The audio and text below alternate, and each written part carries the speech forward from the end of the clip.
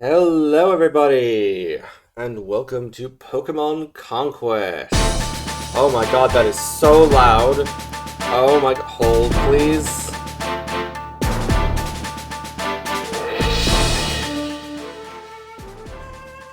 Okay, volume has been reduced to 10%. That's a little bit better. Good lord. How's the stream layout looking? On my end, it kind of looked like the two screens are slightly misaligned. Is that on y'all's end too, or I think I can fix it.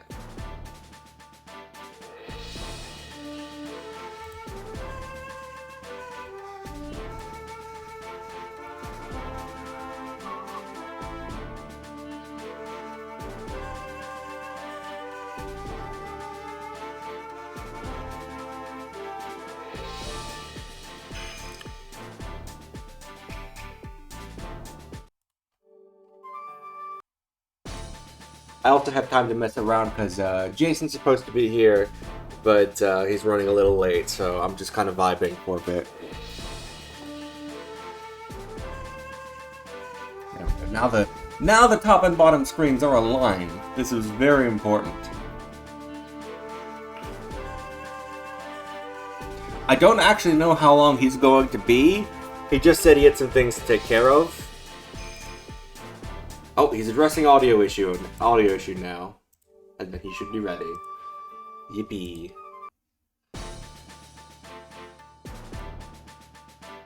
I love how all the Pokemon on this title screen are. We have, Zekrom, Mewtwo, Articuno, Groudon, Jigglypuff. One of these things is not like the others.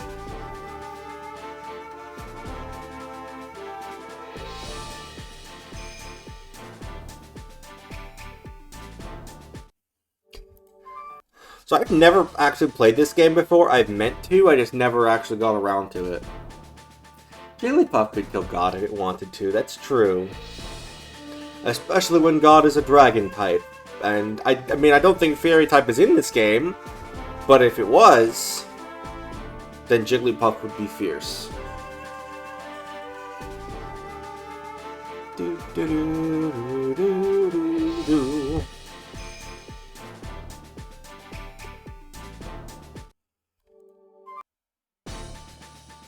It really wants to show us the opening cutscene. So badly.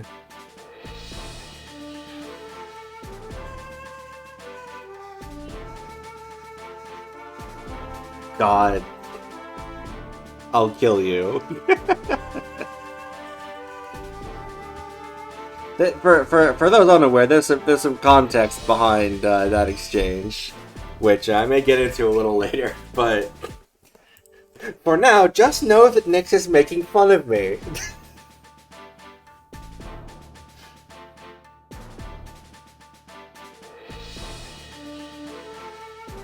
As is his I was gonna say prerogative, but I don't know if that's actually the right word. As is his right.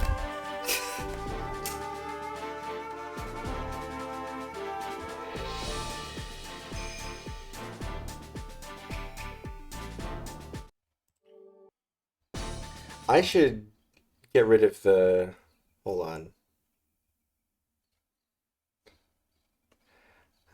HUD. Let's not display input. I had that on previously when playing a game on my own time, just because I was like, what button does what on the keyboard again? I mean, on my very real Nintendo DS.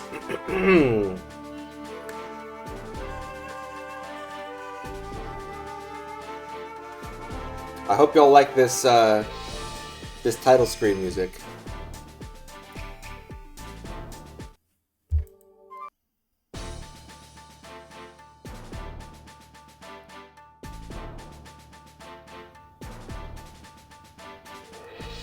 Because it seems like we're getting a fair bit of it.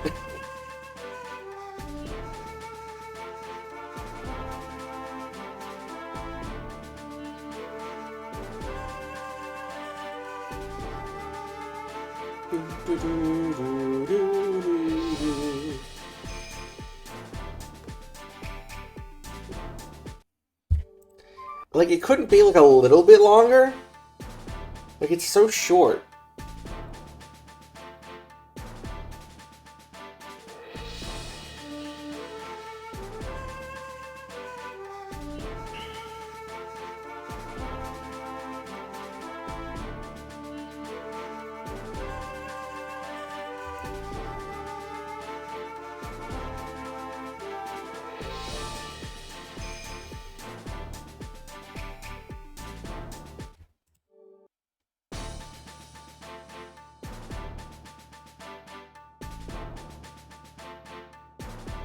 Hmm.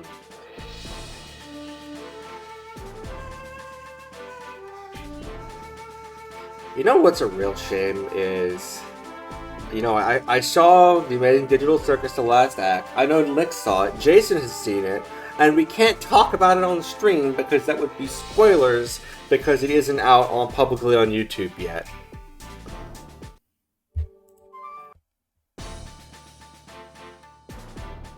So sad.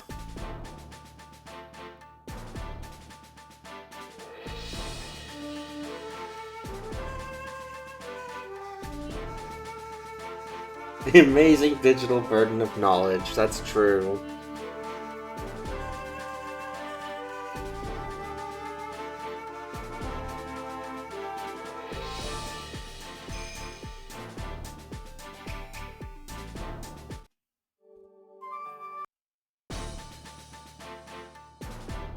I'm tempted to set up some like music to play, but if I do that, by the time I finish doing that, Jason will be ready, so...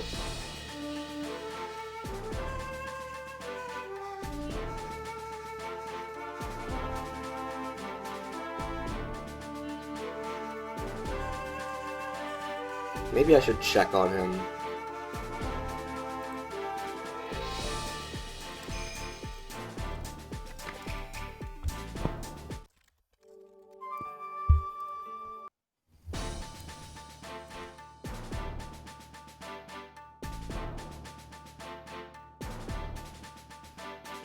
Because either his audio issue was proving to be a tricky one, or he fixed it and just didn't tell me, so...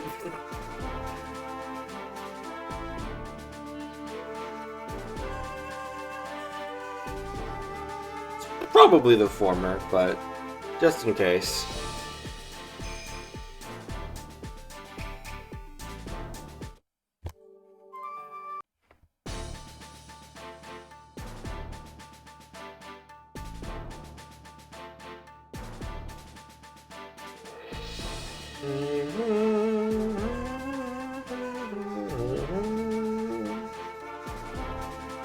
Well, this game is kind of 14 years old, huh?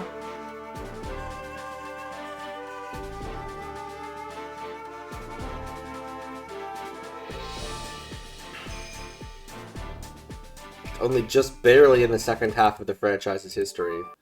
Like, if you look at the dates. Like, when it came out, Pokemon was 17 years old. And now it's 14 years old itself, so... Alright, here we go. Call him Jason. Hello? Hello. Hi, hi. Hi. Alright. That I was banking on my AirPods not being dead. Ah. Because that is the most reliable headphones that I've managed to get working with my Mac so far. Hold on, I'm going to need to change my screen share setting because sharing it just moving directly, I mean my very real DS directly, just causes it to lag horrendously. So let's just... I am going to be completely honest with you. My brain saw what you said initially when you were saying you were streaming, and it immediately thought like, oh, that new Pokemon game, which is Pokemon Champions, that I know nothing about. I completely forgotten Conquest is the Nobunaga one, which I have played and is absolutely rad, but. Yeah, it's like a finally... But it's just very funny that I was thinking like, oh, Champions, yeah, no, Conquest. Okay, yeah, different Conquest. Okay, so if I'm not mistaken, you don't have game audio in this setup? I thought I just heard it. Oh, just now? Yeah, when you briefly had it on there, yeah. Oh yeah, I mean, well, not anymore, but No, not now. Currently, I don't. yeah, I had to change the screen share because it was lagging the DS. Right. Understandable.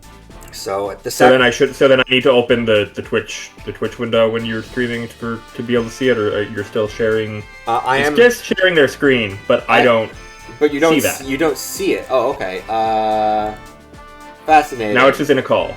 Yeah, well, just try sharing it again. I don't know. Yeah, I just turned it off, so I'm like, It may have just lagged. I don't know. No, I just turned it off. Okay. Let's see. What it? Oh gosh.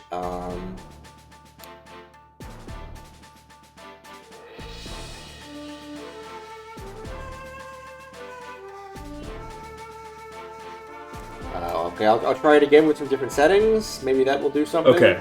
Yeah, let's see. Nope, that's still exploding it. No, that's not. No. It's just it. I hear the and it changes sort of to be from just the circles of our icons at the top, which I still have not done anything with. By the way, the what's it called, the little avatar thing, to fix that. On Twitch, but it goes from showing me and your circle to your circle in the big gray square, as though that's where it would be displaying something, but it's not displaying anything. It's just displaying gray with your icon.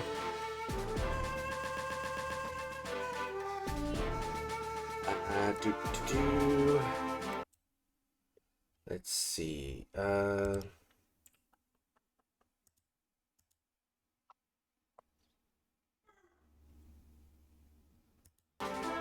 Okay, let me try a thing that I've heard to suggest just toggling something a couple of times. I don't know if this will actually work. Yeah, no, it's a gray. Well, right now it's paused. It's a gray circle or a gray. Okay. Wait, I think I picked the wrong option anyway.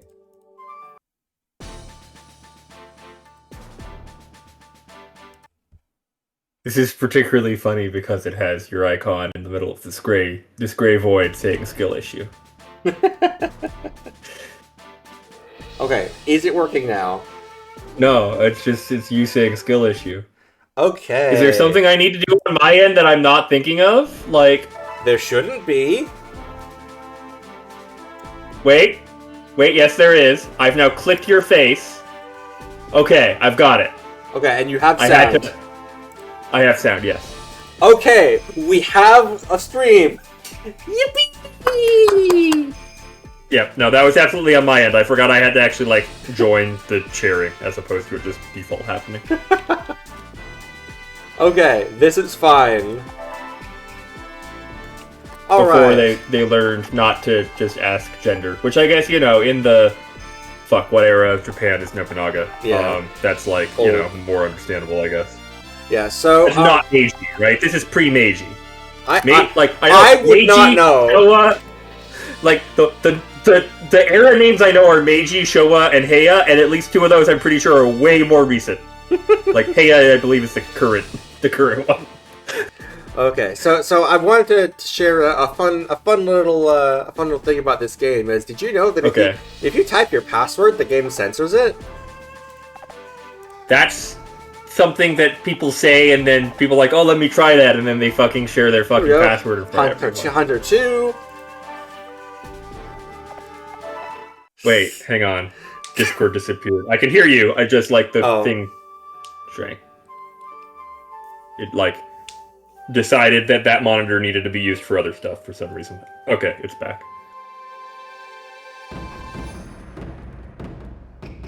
Now we finally get to see this opening cutscene. It's just showing us a trailer, basically. I mean, that's what a lot of these sort of opening thingies have always been, really. This one maybe a little more. This definitely, I don't remember, but this feels like what they would, show at the E3 announcement or whatever. This is also what was going to be on the title screen if I let it sit for more than 30 seconds. Yeah, yeah. Which I can't help but think is like from an era when you would have the game Oh shoot, hold on, I think I just heard a knock on my door, one moment. Okay.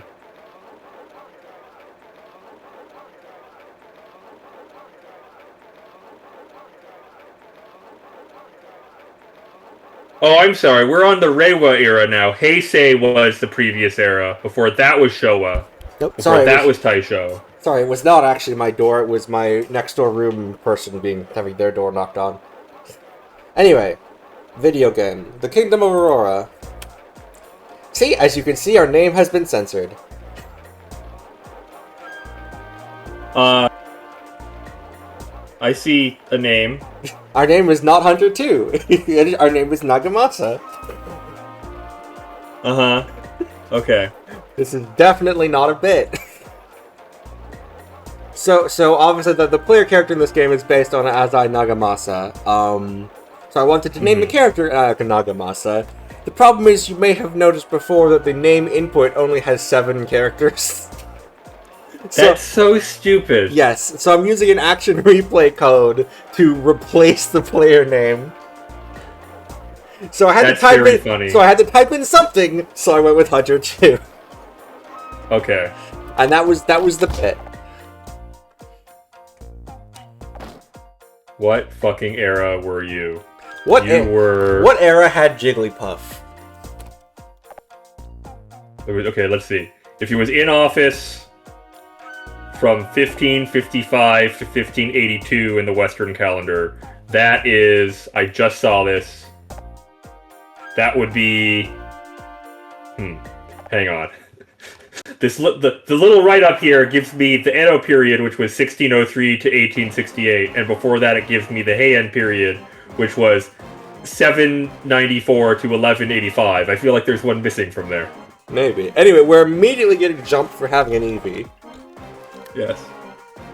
I should probably be doing voices for characters, but I don't feel like it. Were you like planning to stream this to Twitch, or were you just playing it and you wanted to hang out? I don't know which one. We're on Twitch.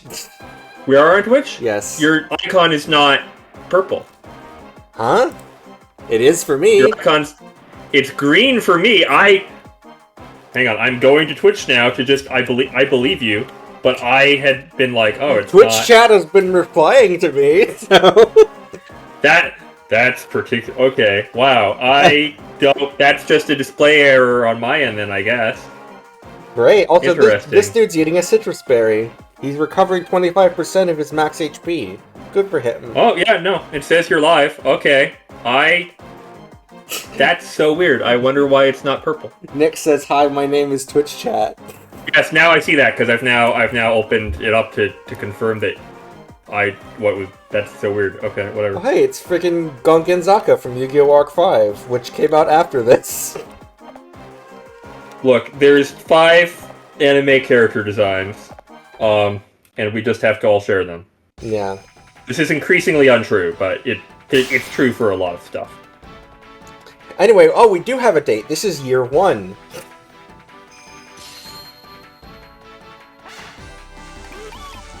It's January.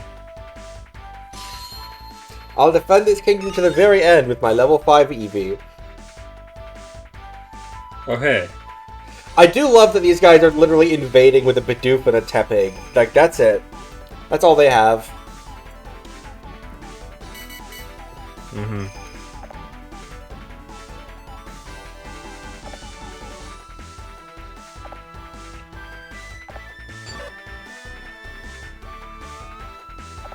So this tutorial, I did test this tutorial earlier just to make sure the name thing worked, and then I realized, I forgot to turn the code on. So I went through this battle the first time as N. Just on hyper speed. I mean, N could probably beat them, right? Yeah.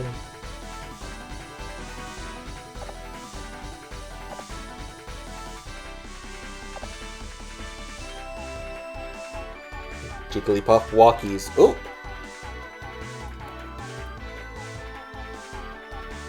That is almost 74 months. Wow. Here's how to move your Pokemon. Let's try moving to this square. Wow. Yeah, I've played XCOM before.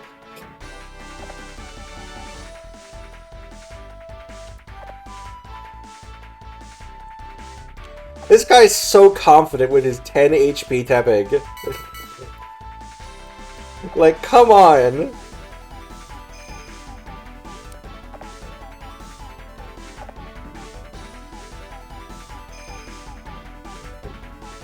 Ah, we're still in the era where there are moves that have no spaces in between two words. Yeah. I'll remember this! Okay, I don't care. You have a 9 HP Bidoof. Do you think I have any interest in what you think? Ah, I found it. It was the Sengoku period. And the subsequent Azuchi Momoyama period. Goku.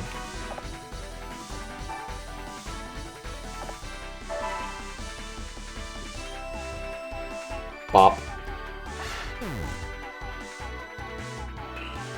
Man, I miss pixel-based Pokemon games. Yeah. I guess, like, fan games still do. Like, RPG Maker, Pokemon Essentials. Yeah. I saw some trailer for... There was one that came out a while ago that I like, bought and meant to play and never did. And now there's another one that's like, what if we just made the fucking creepypasta Pokemon game? Our link with Eevee is so strong! 23 HP. I believe we can see our link is at 10%. It's one of those things where, like, you know, you're a amazing battle strategist to realize you can have 6 Pokemon on your team. Right, yeah. Like... No time for that, Goku.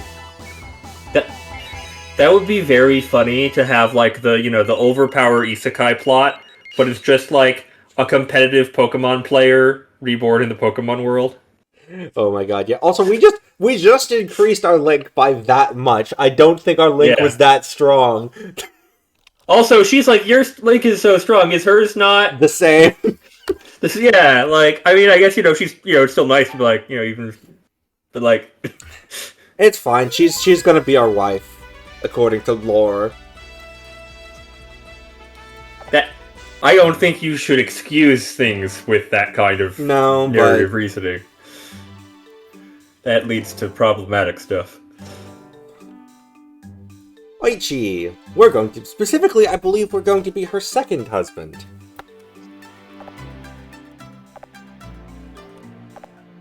I read a wiki page for 2 seconds. No! Yes. You just say no when you get a game over. Japanese history, not my strong suit, frankly. It is something that I've been meaning to read more of, but...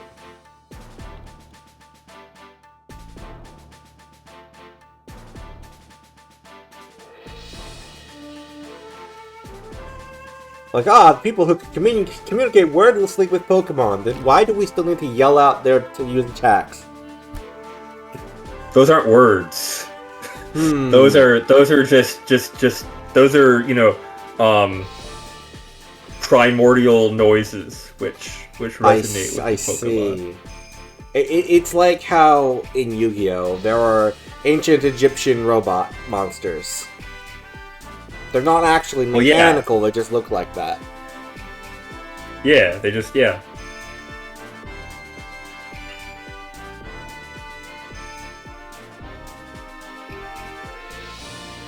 mean, what are they then? Like, I'm sorry, I'm just noticing, like, for, like, every time the lines of text pop in, for one frame, there's something else. Like, look, okay. like watch really? close. Let me see. Never mind. Well, like... Source, trust me, bro. Like, they're just different words? I don't know, it was only one frame, I couldn't tell. I'll have to go back and watch the VOD later, frame by frame. Oh, we are playing the Haunted cartridge. Okay, cool. Oh.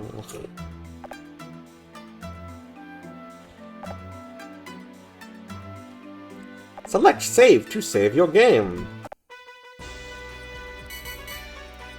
Beep and save.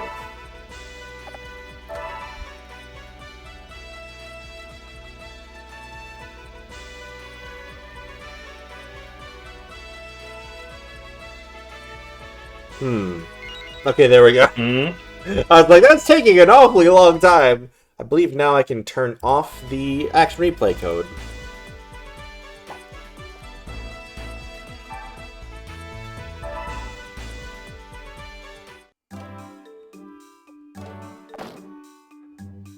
I like that. I like that because it's historical. We have the Koban as our currency. They took that from Meow. Well, okay. I don't think I actually need to go through the sort of like causal history there. Yes. Well, I mean, in universe, they probably did. Yeah, in universe, that's probably true. It would be it would be kind of funny to see, because we've had regional Meowths. Yeah. But I feel like it would be very funny to just see like, oh, it's interesting. Recently, Meowths have been born with like differently shaped coins, and it's just like more recent currency. I'm sorry, I'm just imagining, Unova Meowth with just like a $5 bill on its forehead. Or I feel like it'd be like a golden, like it'd be like the $1 coin, right? Yeah, like, yeah, but a $5 bill is funnier. Yeah, or like for Japan, like, you know, I actually, fuck, I don't remember what denomination actually has the fucking square in it, but like that's like sort of the thing that would be visually like clear, right? Unova would like to announce that the penny breed of Meowth has been discontinued. There we go. We've made comedy happen. That feels very much like, you know, if you wanted to do some Pokemon parody of like the god awful environmental, you know, stuff of modern America. It's like, yeah, we're like, do you realize you're gonna have to fucking euthanize an entire breed of animal to do this? Like, oh, we don't think about that. We just do things because we're stupid. Don't worry about it. It's the end times. We don't need to worry about future generations. We're the only people who matter.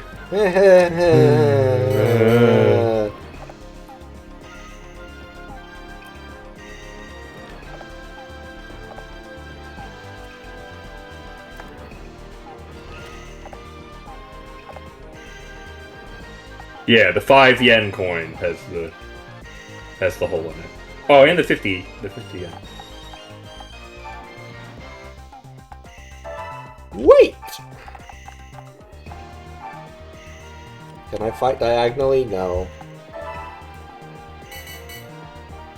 Now I know I've just placed myself in line of fire, but whatever, I'm not scared. A critical hit and it was only 6. Donk.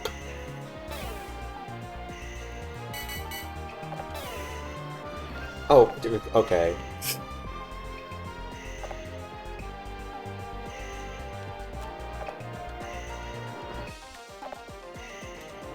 What would be like the real world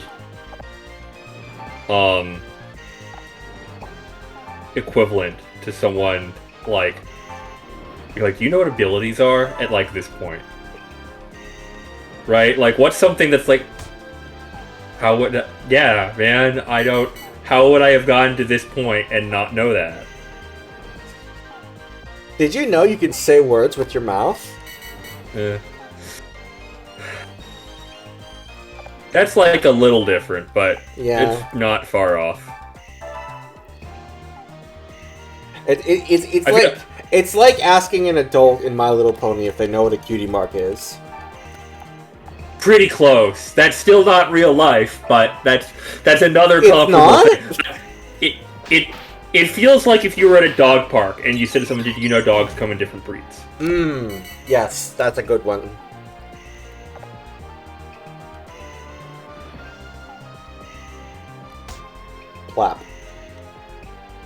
Wow.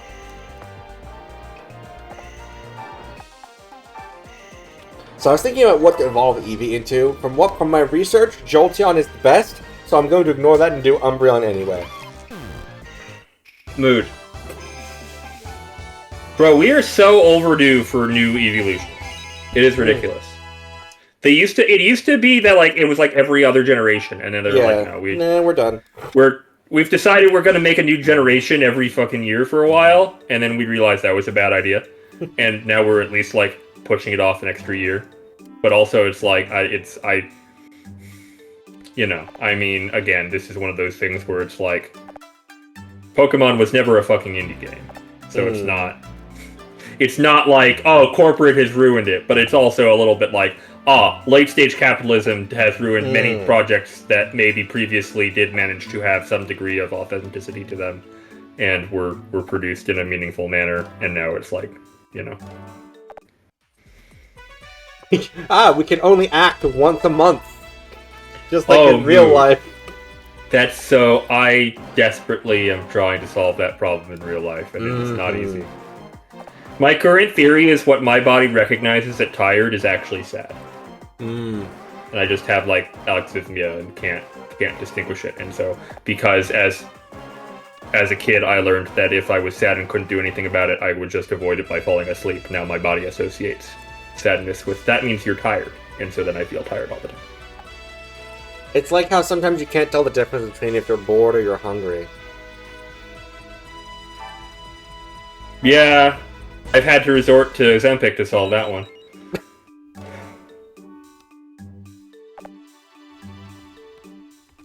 Annoyingly, that means I can't do shrooms. Rip. Let's go to a ravine.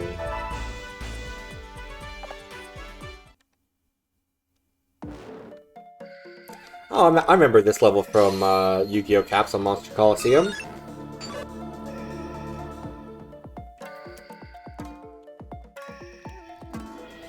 Jigglypuff is just all the way over there. I see we're still in the tutorial. I feel like, again, so my understanding, and I've never actually checked this, but my assumption is this is essentially gameplay of the Nobunaga's Tactics games, but with Pokemon, right? Probably. I believe the player character in this game even has a similarity to that game design for Nagamasa. I mean, as far as I think it was literally like the company that makes those, like, got rights to do a Pokemon one, right? I feel like if people are sick of have issues with Pokemon now and all this stuff, like, can we have a collectible monster game that's just this format? If you don't want just historical warriors, you want cool magical creatures. But okay, well, Pokemon's never gonna make another one because they're not interested. It feels like that would be a very fun game to do. If I knew how to program, I would make that game. Are you alright, Eevee? Yeah, it took 2 damage.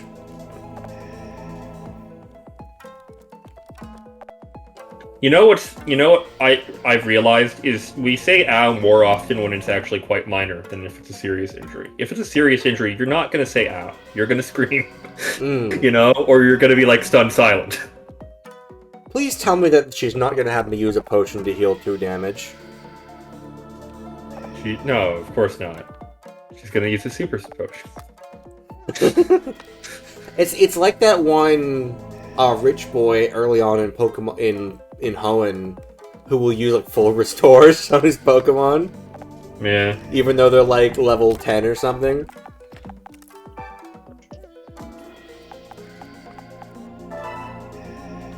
I think it would be very funny if one could contrive some kind of in-universe economic situation where super potions were cheaper than potions. Is that not what the waters are? Good point. Why does anyone buy potions if waters can do that? Yeah. Wait a minute. This is all a scam. Yes! It's fine, at least Pokemon centers mean that there's still technically free healthcare. That might actually make it worse, actually. I mean, more of a scam for the potions. This is why Pokemon centers don't have water coolers. Bubble. I mean, we all know that water coolers are far too scary and intimidating.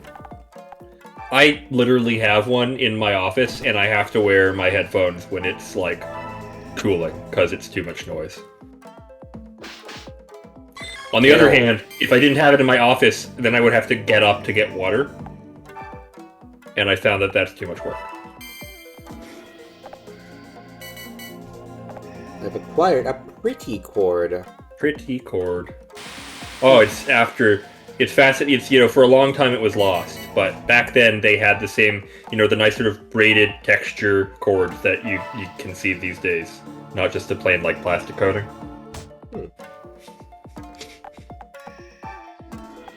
You know, it's like, Damascus steel or Roman concrete, right? Yes.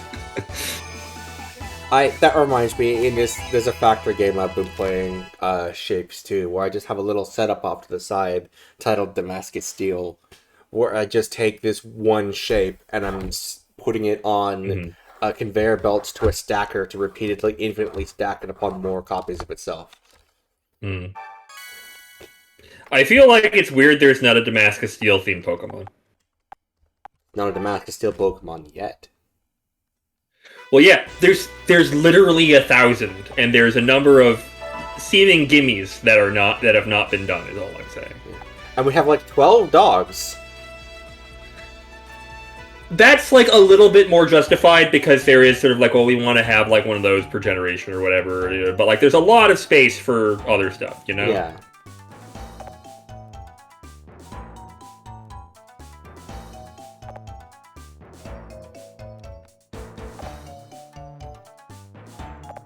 There's another...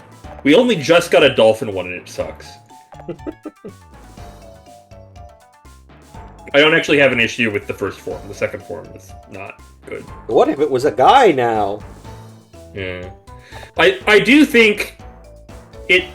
Frankly, I think it's possible there still may be only one Pokemon whose design I truly am just like, nah, this is irredeemable. I don't like this. I think you're wrong if this is your favorite. Like, not actually wrong, but like, I don't understand. This is a bad design. And basically every other one, at most, I'm like, I'm indifferent to this. Fine. There's plenty of animals I don't particularly care about either, but it's still neat they exist. And that one Pokemon is Binacle. Binacle sucks. Yeah. It looks like you took like it feels very much like, you know, those, we asked an artist to interpret this like 2-year-old scribbles into... Yeah, I can see that. I'm also not a fan of... What is it called? Barbarical? From Gen 3. Oh. Or yes, I'm sorry, like, also like, that its evolution is not good. But Volbeat, also, I remember at the time. I don't care as much anymore, but at the time, like, something about this design feels not... I don't know. I think that may have been also just sort of like, Gen 3... obviously was when they were experimenting with a lot more colors, and that may have just been like, that one didn't quite land for me, but... Like Nidoron, but worse.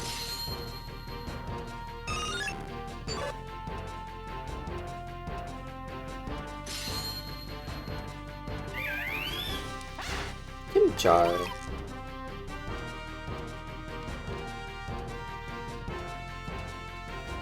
Anyone else remember Tula Glider? I don't know what that is. It was the old Beckett Pokemon magazine. Nope. Used to have a fan-made Pokemon contest. For every issue they would have it, and I believe issue 1 was Tula Glider, and it was this very cool-looking kind of, sort of like a manta ray crossed with a snake type thing. That was like proposed as like, I imagine this to be the middle form of a grass starter from some region or whatever. Like, did you ever see the fake Mega Klinklang? I have not, but that sounds very funny. I wonder if I search Tula Glider, if like that's something that even has been recorded at all, or if it's just lost to history. Yeah, there was like a... Well, first thing is a fur affinity page, so that's not it. Tula Glider Pokemon. That may not help, actually. Yeah, there was like, No, there's no record of this online. I can't prove that I didn't just hallucinate this. rip. But look, I would actually have to find an old issue of the Beckett Pokemon magazine. check out Mega Kling Klang,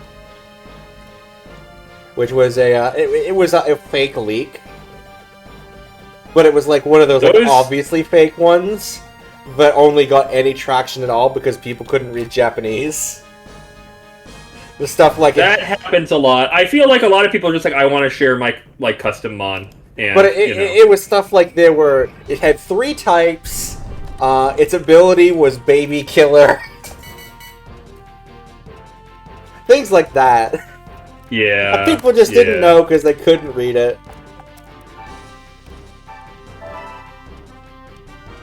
It's like I, despite my efforts, have not managed to learn much Japanese.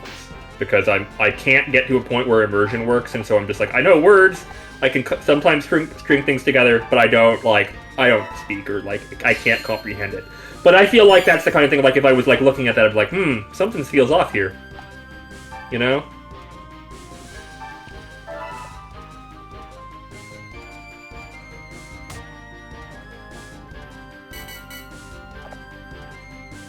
Okay, I found an internet archive of Beckett Pokemon Unofficial Collector Magazine. And this apparently is not the issue with Two of the Glider. But let me save this image and share it to you. For the custom Pokemon from this issue, which I also kind of think this is a rad idea. And also, wow, Beckett was way ahead of Pokemon in having 3D render Pokemon.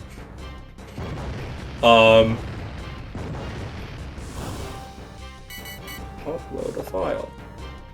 December 1999.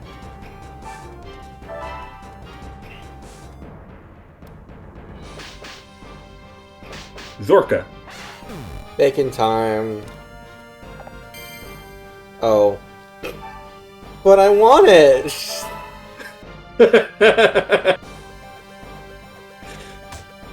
Flap.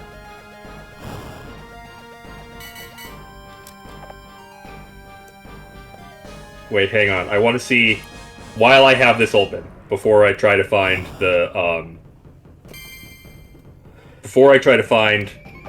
issue that I was actually looking for. I want to see, how much does this 1999 price guide list that Charizard at?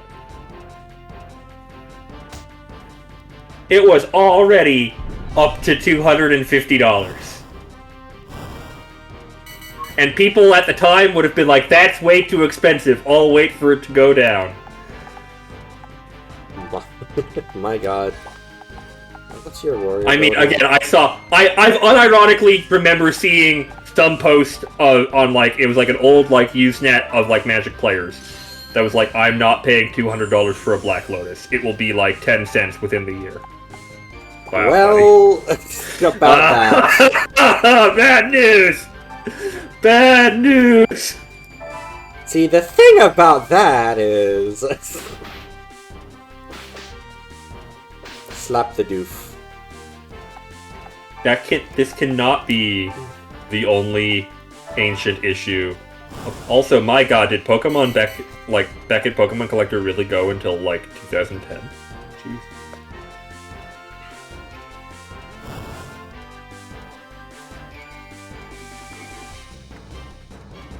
I really want to lure Charmander away from the magma so I can get item. Well, many items have been lost. Did I call it Charmander instead of Chimchar? You know what? It's one of those things where I knew what you meant well enough that it did not, it didn't really click. And now that you've said that, you're you're so right, you did. That's absolutely true. God. Okay. Here, this site has a bunch of... Oh yeah, Nyx has noticed. Okay. I did say Charmander. You fool. How dare you? Well, Here we go. Issue 1. Download this file. Oh no, it's a virus. Now, I'm no expert, but that seems not optimal. I don't think it is, but... Also, I might lose this fight. That flinch was real bad.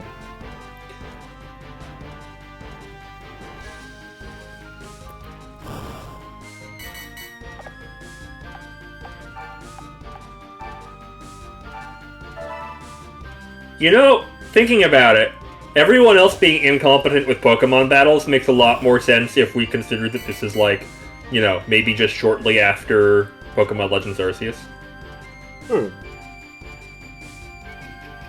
Right? It's like, no one fucking knew anything at that point. They were just terrified of them, and they're like, you know, you can, like, train these things.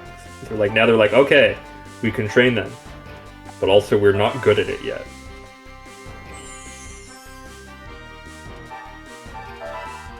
Kill.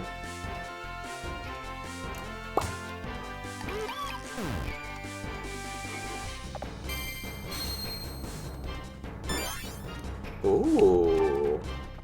What an absurd file format to store this in. Why is it not just a PDF?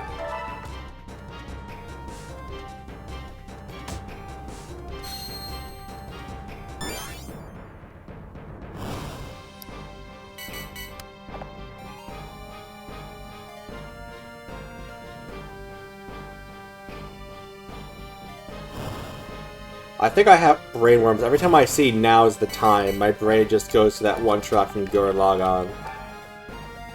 Now's the time. I know Chimchar's fire type, but I still feel like standing in lava would be, like, unpleasant for it. You would think that. Pokemon Mystery Dungeon rules, though, suggest that it's fine.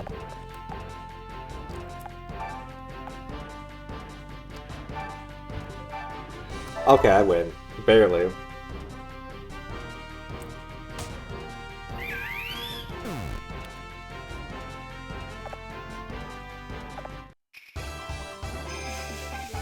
That was...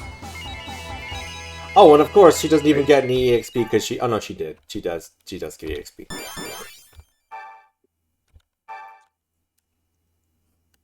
Murder.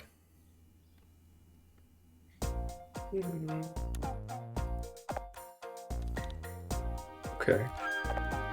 I'll worry about that later.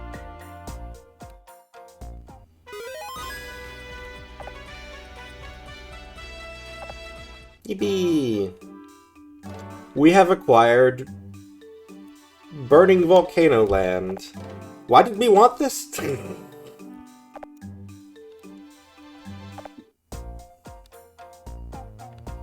I mean, look, it's Alder. There are there are 4 anime designs, and we all have to share.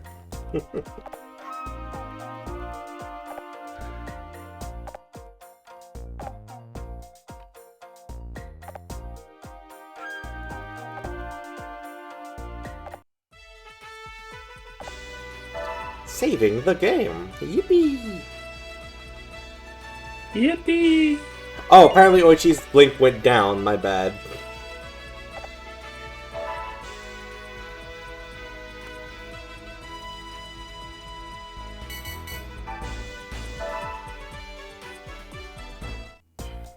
The amount of anime design is going down by the second. Soon there will only be one. The perfect being. They call this same face syndrome.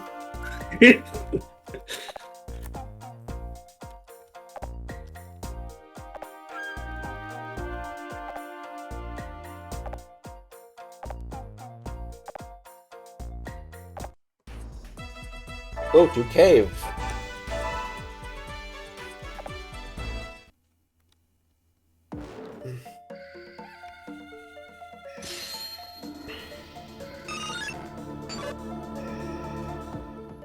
This is a very normal and natural geographical formation.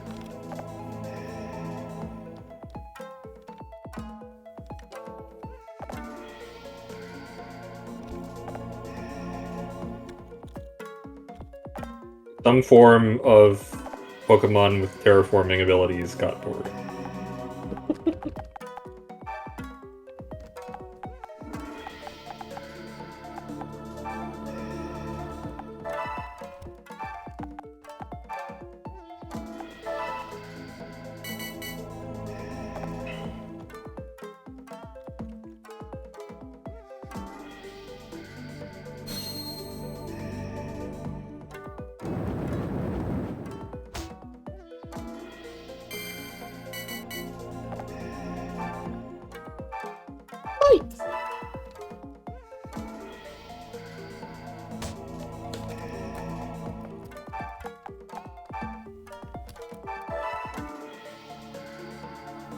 Sir. Oh, hi, Arcana.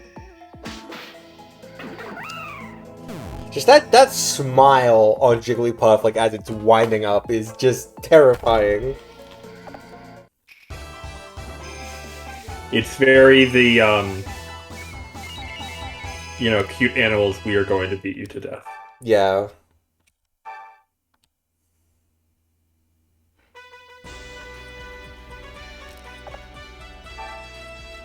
I'll be having you.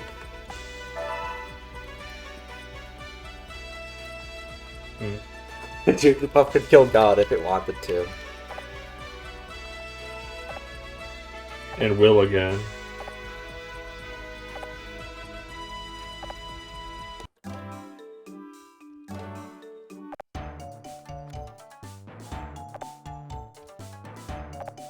Well.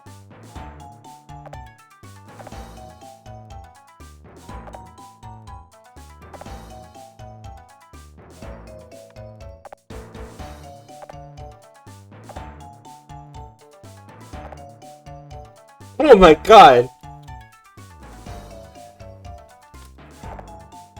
What in the world is a type effectiveness?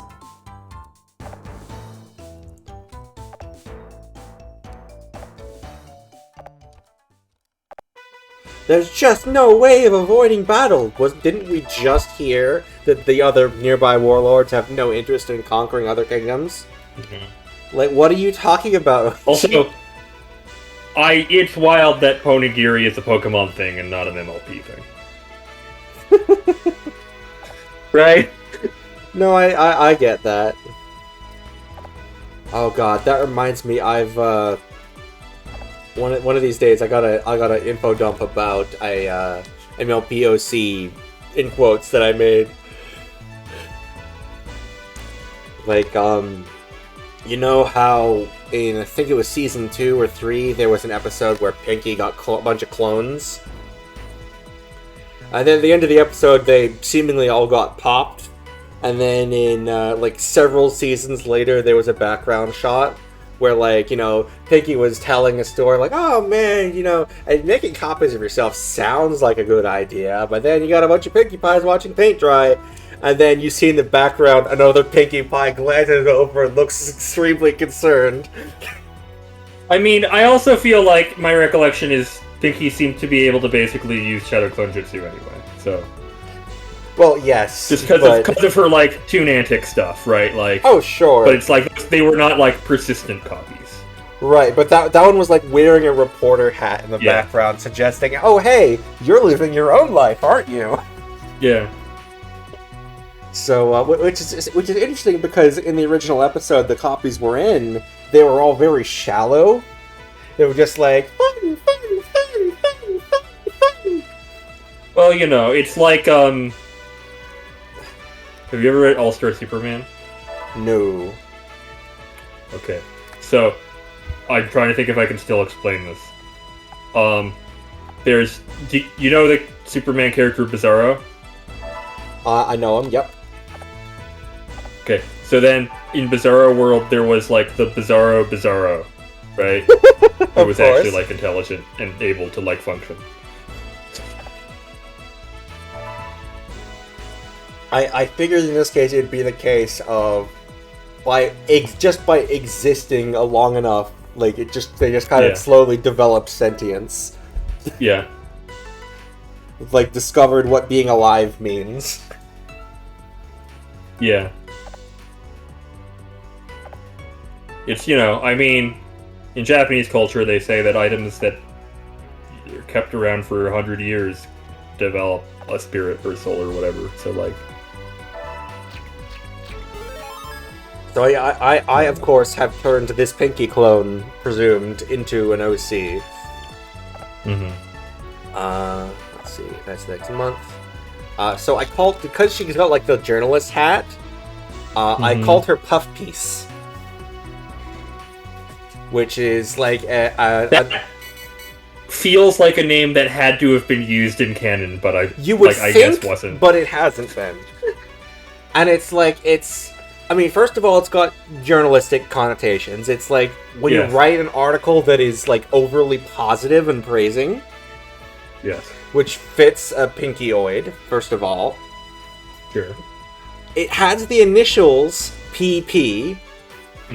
And Peace even starts with the letters P-I-E. Yes. So she's still P-Pi-C. So it's like you're trying to make your own identity and you can't get away from who you're based on. It's true.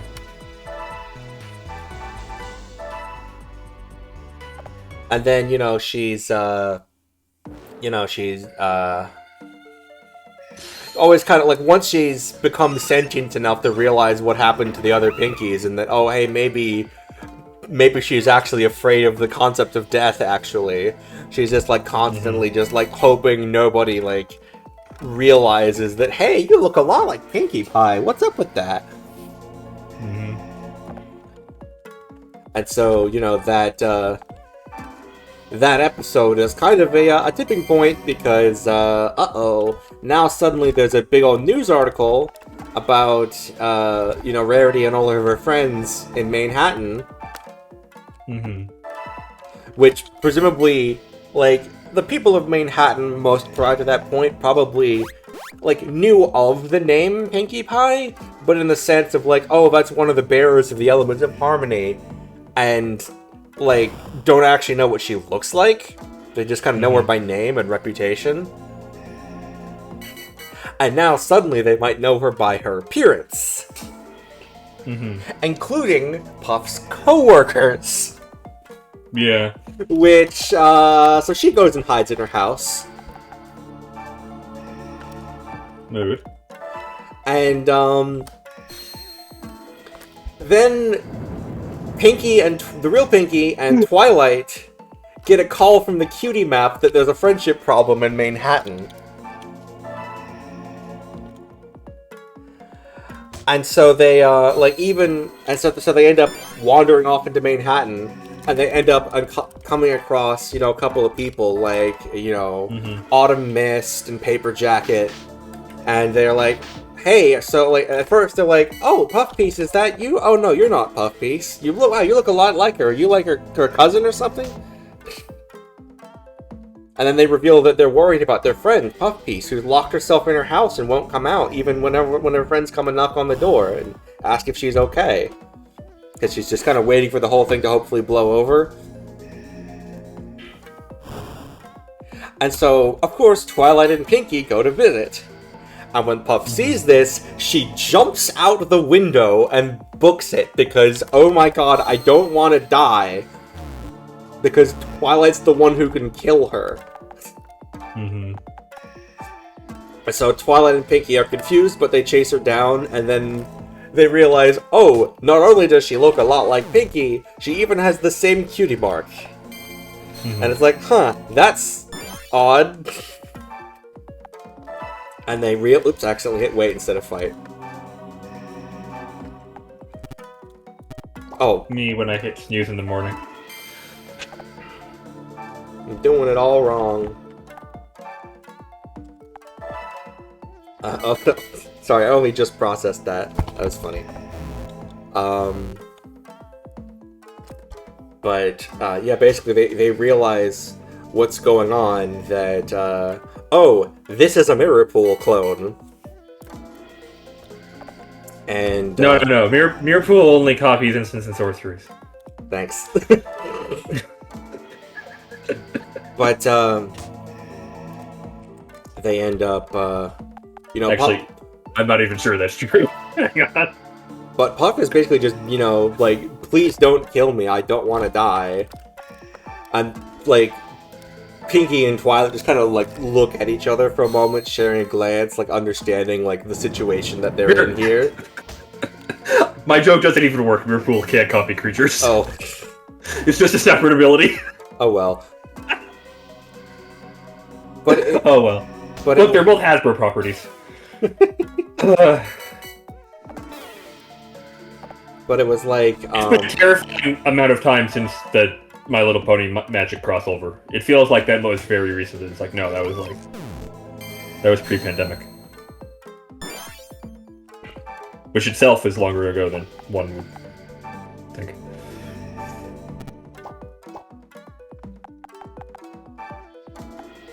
But yeah, it was like... Yeah. It was soft clay.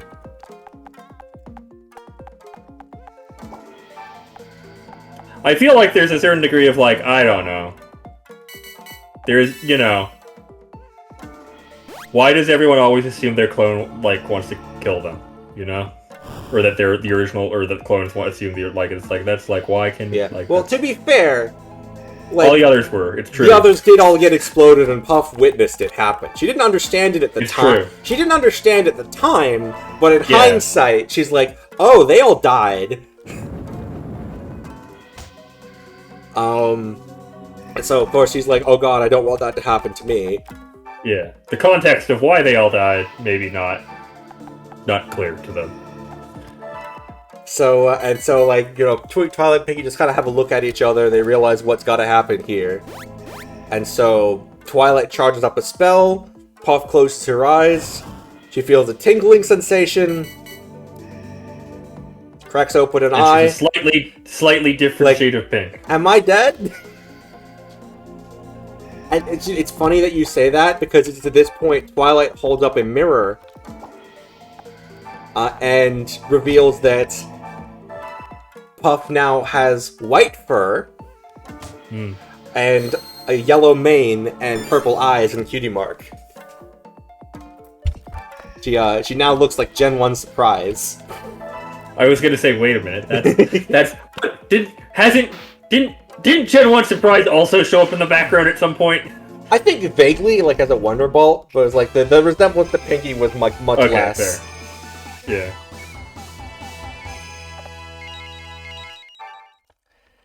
And, so yeah, all Puff can say, this is just, why? Wow, that's a surprise. It's just, why? Oh, you see, you missed it there. You missed the meta joke. Oh, no, okay, I got you now. and so Twilight's just like, I think we got off on the wrong hoof. And she holds out her hoof to, Puff, who's on the ground. My name is Twilight Sparkle. And Pinky chimes in, I'm Pinkie Pie. What's your name? And like, an up note, they already knew that she was called Puff Piece from like her friends who were sent to look for her. But like, the deliberate act of Pinky asking, "What's your name?" Yeah. And so of course, Puff tearfully says, "I'm Puff Piece," and takes the hoof and gets pulled up. And so, they pull the, nice to meet you, Puff Piece. And then, come on, your friends are worried about you, come on. And she's like, my friends. And then Twilight has to do some dubious memory manipulation to the entirety of Manhattan for them to not notice that she's a different color now. They're just straight. They're just straight up like, how come you look different? And Twilight explains that Puff's a copy of Pinky, and like her friends don't care. They're just worried about their friend Puff. Like they don't care what she is. They just know she's their friend. That doesn't seem in character for Twilight. If you don't do the slightly extra step of slightly morally dubious magic. Well, this is like after several seasons, so she's had time to fair. grow. This is This is Princess of Friendship, Twilight. And so, you know, at the end, you know, the tearful reunion with Puff's friends. The cutie map calls Twilight and Pinkie back because their mission has been fulfilled. They solved the friendship problem of a pony who locked herself away. And as they leave, Twilight's parting words are, "Live well, Puff Piece." Because, you know, a kind of a quiet, "You are alive, now make the most of it." And like, just as Puff is, like, quietly agreeing, Pinkie then throws a grenade into the mix and says, "See you later, cuz!" As she walks off. I mean, that's not... Yeah. By the way, I've decided that you're family. I mean, like, by any reasonable... Like, it's like, yes, that's family. The question is, what like, familial term to use? And one would, like, well, we don't have a separate one for clones. So. Yeah. Okay. I decided that she would say cousin and not sister. Yeah, she has sisters. This is clearly a different thing. Right, and it's like, calling Puff sister would imply, like, a serious tie to Pinkie's life. That it's like, my parents are your parents, my siblings are your siblings. Because I have not talked to any of my cousins in, God, like a decade now. Yeah, and it's like, you know, it's like Puff has been trying to define herself separately from Pinkie to make her own life, her own identity, and saying, by the way, I'm tying you back to my life again, would be kind of imposing. Yes. But saying you're my cousin is just, we're family in whatever nebulous way you would like that to mean. Yeah. So I'm actually giving her some emotional intelligence there. And so when the two of them have walked off, and one of Puff's friends is like, "Wait, cuz? Like, I thought you were like a clone or something. Like, you are cousins?" And Puff's like, "Yeah, I guess we are." And that's what I have planned for Puff Piece. I like her. Always love a good story about a clone or duplicate or something, like, coming into their own identity as a person. And getting to exist and be real. Oh my god. My favorite character from Card Captors was the Mirror Card.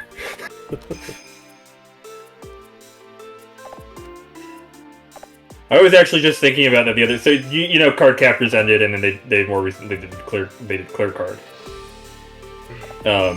And part of the plot of Clear Card is all the card, like, the original Cloud, or, you know, turned into Star cards, are, like, destroyed or vanish, and then she has to, like, catch these Clear Cards, which are maybe made from them in the same way, but, like, they're also clearly, like, a separate thing and not the same. It's like, hey, we're really glossing over that those cards were clearly, like, sentient. Like, oh, we had a whole, like, story arc about that. They're gone now. We're not gonna address the, like, emotional weight of that? No? Oh, weird. I feel like not addressing that those cards are sentient is also a running thing in Yu-Gi-Oh!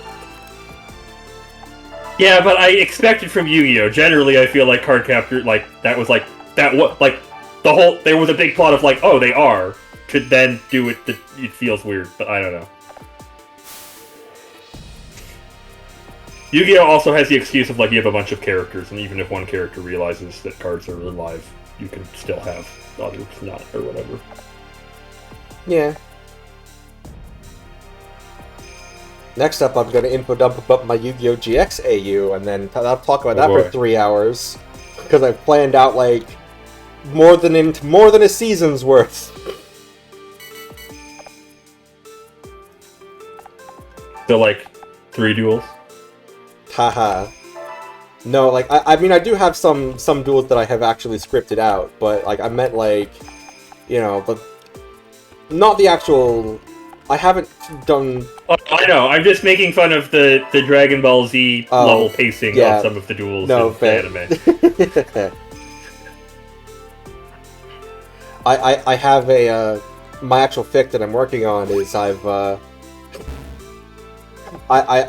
got one duel that I'm currently writing that I'm splitting into a two-parter. And so, of course, I end the chapter with, like, you know, for a moment, it was as if time stood still to, like, have, like, the freeze frame at the end of episode with the to be continued. Yeah. Just because I think that's funny. There's a lot, unironically, one of my greatest frustrations as a writer is there's a lot of stuff where it's like, no, this is meant to be a visual thing. But then it's like, I can't fucking draw or animate. And even if I could, that would be so much work. And so it's like, well, I have to be happy with somehow doing this in text. It's not the same. Yeah. Trying to freaking deal with the fact that, hey, this is a different medium than I'm envisioning. Yeah. And just, yeah. Making it work. So I have, like, I've taken on, like, an interesting philosophy where it's like, in some cases, I've got a crusade against filler. Where, like, at the same time, I'm taking some pre-established filler characters and bringing them back to make them less filler. Well, it's like my dream is to actually just write and get somehow made, like, you know, a 12-episode anime. Yeah, I also have an original project in the works that I don't even have a name for because, of course, I don't. And it's one of those things where, like, I have a pretty tight idea of, like, this is obviously, you know, you're doing a one-core. If it was successful, I'm like, I have ideas for more. But, like, I just, like, I want to do this. God knows if that's... Look, clearly indie animation is increasingly a thing. The cost of commissioning this or finding people interested in working on it is maybe not actually as impossible as it once seemed. But it's like, you know, but it's also like, you need at least one, like, okay, cool. We're gonna have we're gonna have 11 tightly knit episodes and a beach episode, right? Like... No, unfortunately, I have my story structure planned out as multiple seasons as well, and it's like, well, this isn't being made. Especially because it's like, this would definitely... Right now, I'm trying to write, like, a light novel, and then, like... Yeah. Except the fact that you can't really write a light novel in English. Yeah. And so I'm like, okay, but I can hire someone to translate this into Japanese. Yeah. And then it'll get successful. And then it'll get adapted into an anime, right? Right? No, like my worry, I guess, is clearly the industry is constantly craving new stuff to adapt, right? Right. The problem with the story I've been writing is that it is very openly queer and about queerness. Yeah, anime studio is probably not gonna vibe with that. Like, that's not... If you can file the Yu-Gi-Oh serial numbers off, then that's like for like again like if you could get find people you could do like it as like an indie thing like that, like I think has a lot of... Oh no, I mean the original story is about queer, not the Yu-Gi-Oh one. Then that's fine. Yeah. But it's like I don't know, like I worry that any adaptation by anyone who isn't me would like sanitize it. No, you want to find a way to adapt it where you get to be able to be like, no, I had a specific vision for this. Yeah. It's like... And you're like, okay. Like, please understand, the party is in a polyamorous relationship, but that's text. It's, like, it is unironically strange to me. Like, it's one of those things, like, I think it's only, like, heteronormative, like, hegemony, right? Like, that's not just very common. Because that seems like that would be like, these are people who are in this, like, that would happen all the time. And you're right, I don't think I've ever actually seen that in anything. Like, it's like... And there's, you know, non-binary party members, transgender party members. You're allowed one of those in an anime. Too bad. More than one. Yeah, exactly. Party members, plural. Yeah. I believe the party ends up having 2 cis characters out of 7. That's actually probably realistic. Yeah. And they're the first 2 that are introduced, so to lull the audience into a false sense of security. We introduce the cis male protagonist, and then the first one who joins is the cis woman, and they clearly have romantic chemistry together. And everyone's like, oh, this is just going to be a straight romance. You would think that, however...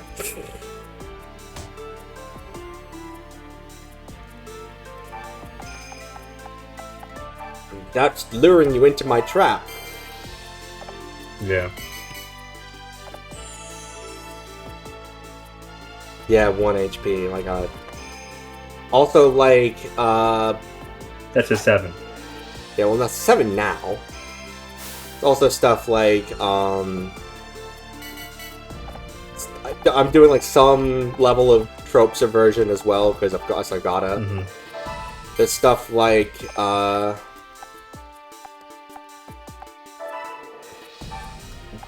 brain fart.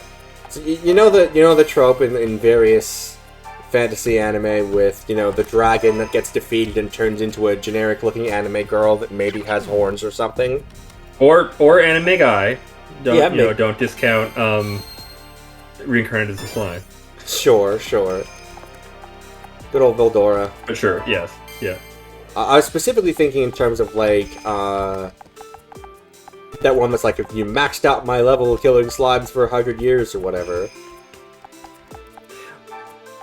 Oh yeah, Or I was that one was really good actually. Yeah, no, this I enjoyed that a lot.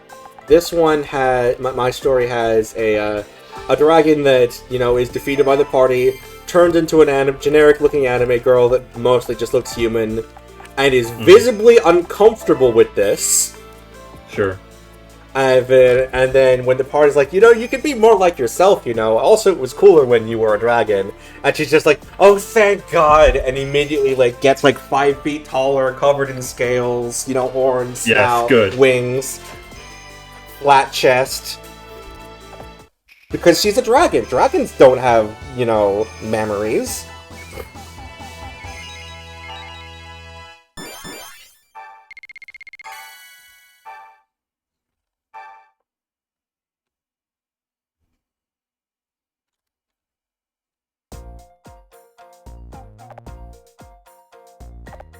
The party also has other stuff like one of the party members is a non-binary elf ranger who does, and it's like it must be that, like, just all elves are, like, you know, effeminate looking, and then, like, the protagonist immediately runs into like an elf, like, clearly extremely masculine elf, you know, big beard, broad shoulders, and it's like, oh, no, they're just like that. No. Let's see. Also, the whole being an elf ranger is actually highly unusual in this setting, because the elves are typically pacifists, and they actually got ostracized from their people because of it. Mm-hmm. Like, they were never formally kicked out or anything. They were just kind of like a social outcast and just kind of, like, frowned upon enough that they just kind of left. Like, oh, you were like being you were othered because of, like, your gender stuff. What? No, they were totally fine with that. It's because I wanted to be a ranger. Yeah. That character is also textually autistic and selectively mute.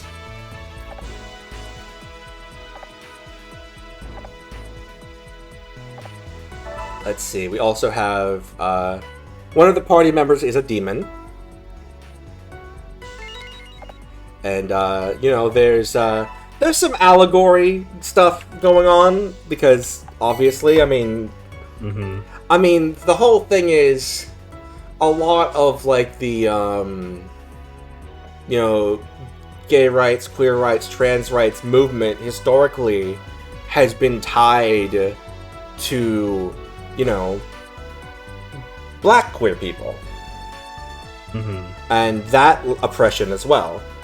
So, it just so happens that, it just so happens, end quote, in this series that the, when the hero is saying, like, oh, you must sent by the church to go slay the demon lord, like, it just so happens that all of the demons have dark skin.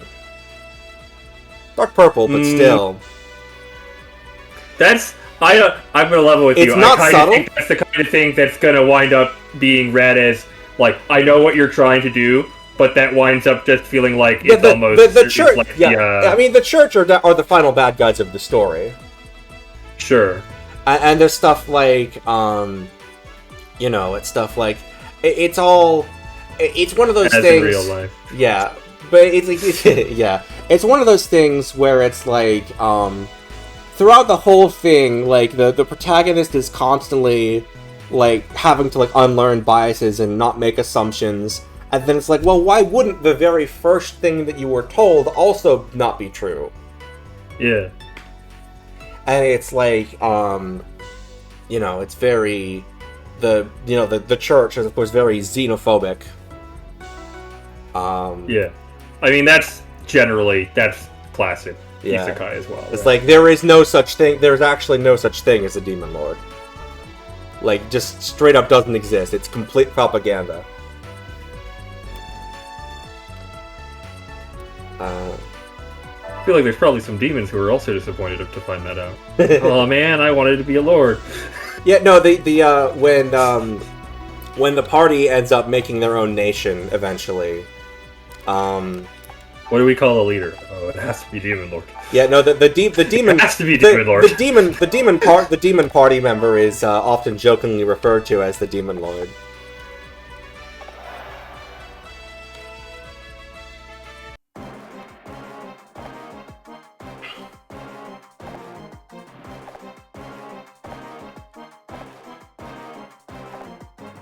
And there's also stuff like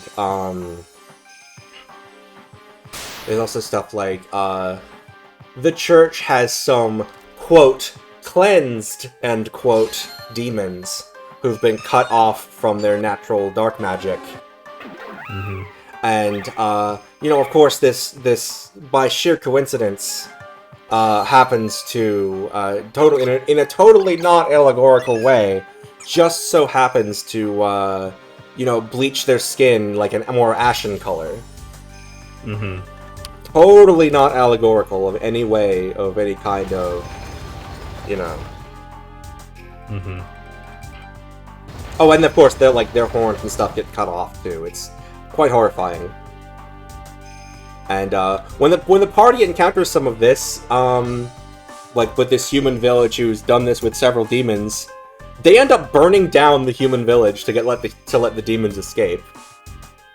Yeah. And then this is the moment where the demon party member, who is very not very trusting of the rest of the party yet, expecting to be like used, is like, oh, huh, interesting. Mm-hmm. It's like, I didn't think you would do that.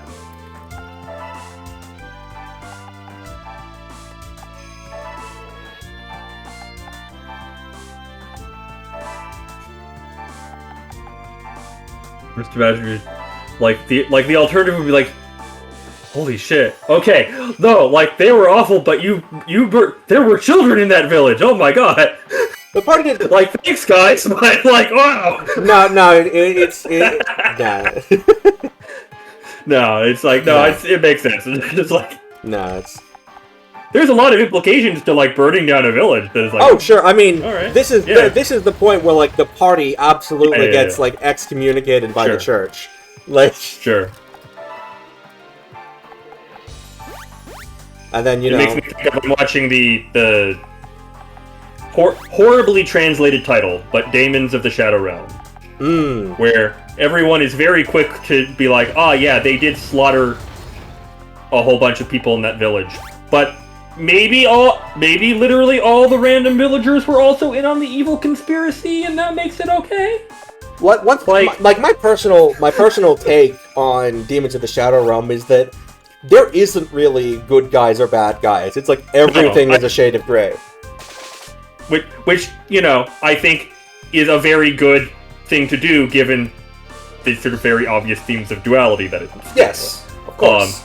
I'm really enjoying it. I've been joking that it's like, well, like, because I always joke that the alchemy in Fullmetal Alchemist obviously has very little to do with, like, historical alchemy. It's like, oh, you put it all here. This is all very symbolically, you know, the alchemical wedding. I mean, I'm pretty sure there was more alchemical symbolism in Yu-Gi-Oh! GX than in some of Fullmetal Alchemist. In some of it. Some like, of it. To be Not fair, all of it. You know, there was some. Yeah. Right. But like I also saw it was a lot of iconography that was like sort of there but not used in a really meaningful way, like the Tree of Life on Truth Store or the octagram. Some of it was just kind of there. The lion on the like yeah, it's a bunch of stuff where it's like you use some like, but the actual stuff is like not really, you know. I remember seeing someone do an analysis that there's actually a lot of Judaism symbolism in Yu-Gi-Oh! GX as well.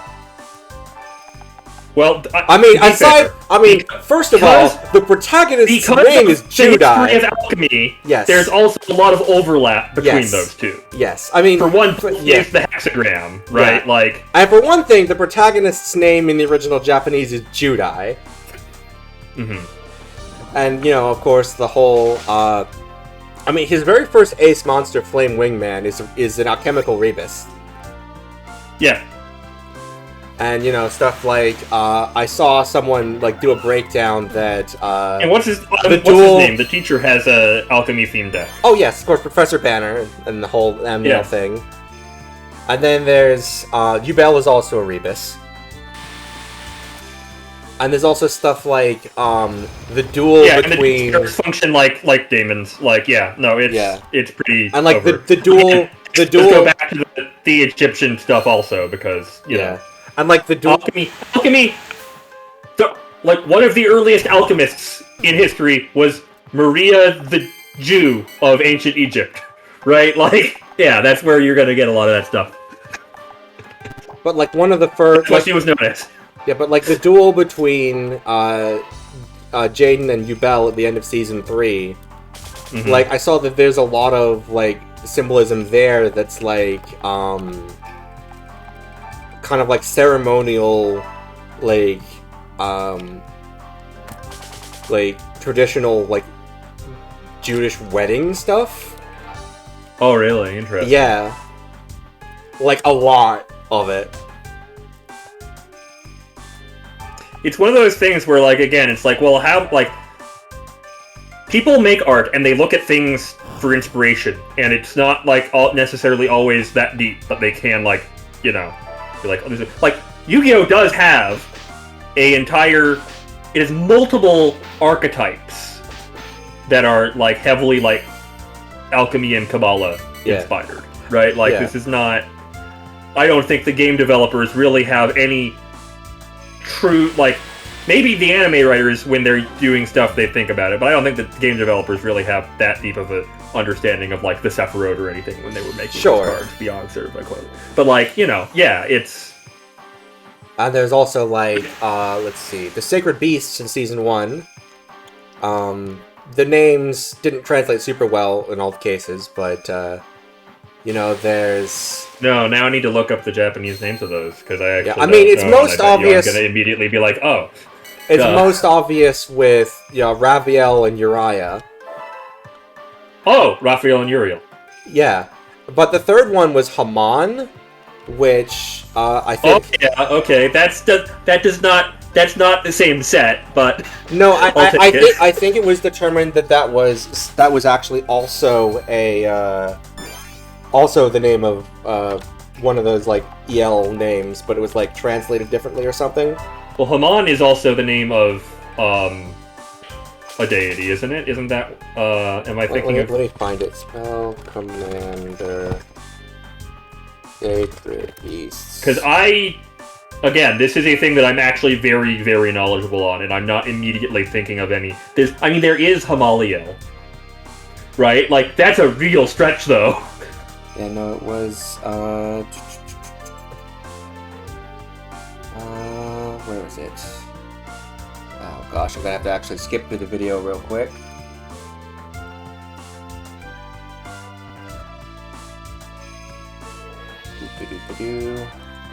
Raviel could also be Raziel instead of Raphael, but yeah. The idea was that Uriah is Uriel, Raviel is Raziel, and then Haman is Gabriel. Okay, that's a bit of a stretch. There was a justification. With all due respect, there was an explanation. Let's see what. There was some explanation. I don't recall it off the top of my head, and I'm not going to just play the video. So I'll send it. You know what? I'll send it to you with a timestamp, and then you can judge for yourself. Okay. Or an approximate timestamp, anyway, because I can't easily check.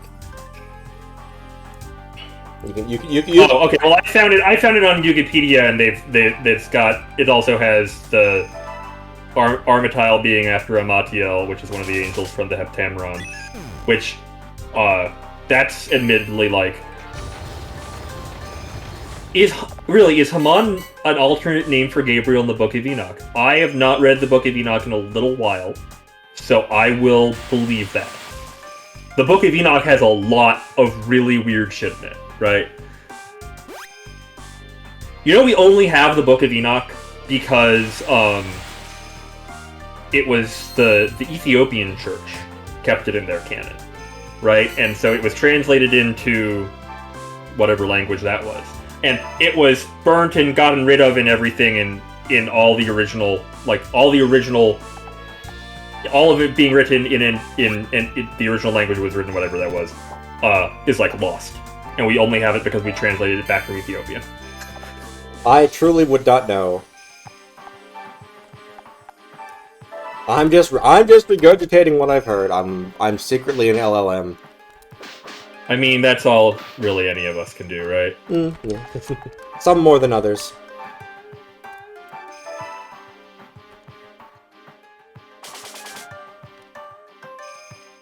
There's, with varying amounts of digestive processes. Which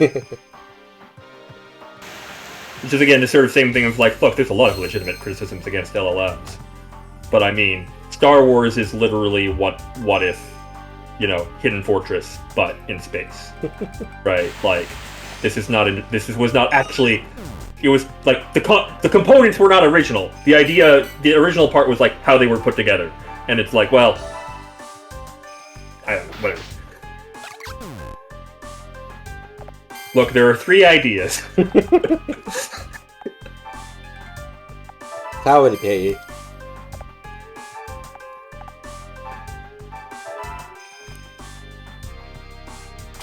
Wins a battle with Sawaddle. Anyway, there's a game that we're playing. True.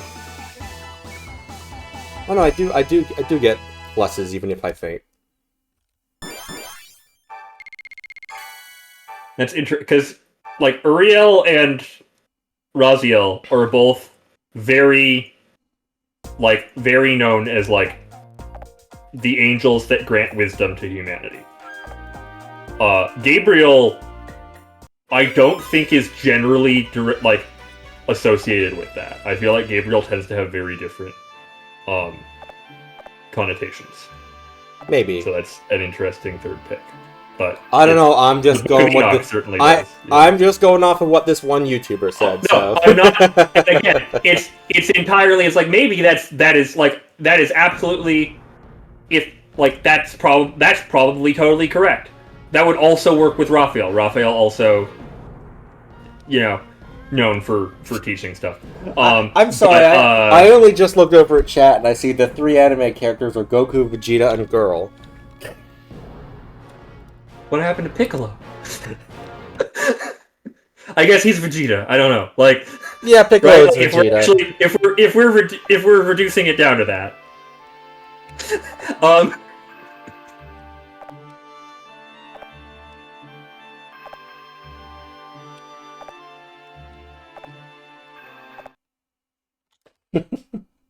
Piccolo has died badly.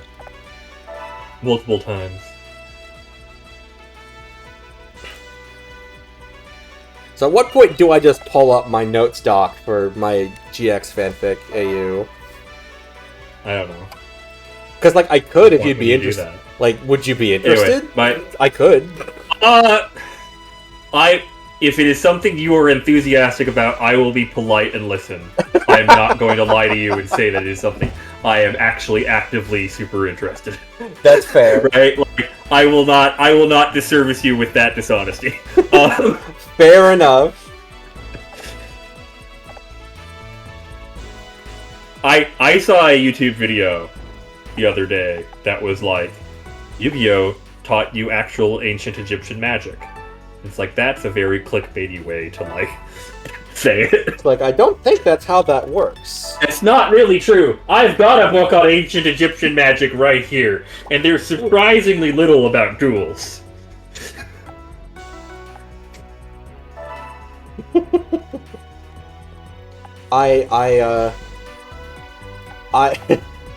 My story was originally intended to be like based on this other fanfic I found from like 2008, which was not good. And it was very much... I feel like something that is either not good or at least could be better is the #1 source of inspiration for me. Yes. No, absolutely. There was potential, but the execution was horrendous. It was like, That's how I felt about... I watched Overlord. The anime. And I'm just like, wow, you started with a great plot and you completely lost track of it and did nothing of interest for 4 seasons. Why did I watch this? Because it was on and I was doing something else at the time, right? Like, it's back second, very second screen, but it's just like, there's one solid joke in Season 2, and that's it. And then Season 3 had, like, one bit where it's like, oh, this is completely different from your initial sort of premise that you had hooked me with, but this is at least an interesting idea. And other than that, it's just like, wow, I don't feel like my time was respected. But yeah, this particular... Do not recommend. This particular story was like, there was an episode in the first season of Yu-Gi-Oh! GX near the end. It was a filler episode where it was Duel Monsters Spirit Day. And so Dark Magician Girl showed recall this. Yeah, Dark Magician Girl showed up and had a date with Cyrus, right? Cyrus would have liked to think so. Okay, that's how I remember She dueled Jaden. She dueled Jaden. Cyrus probably thought something was going on there. Cyrus, okay, that must be what I'm thinking. Cyrus spent the episode simping for Dark Magician Girl.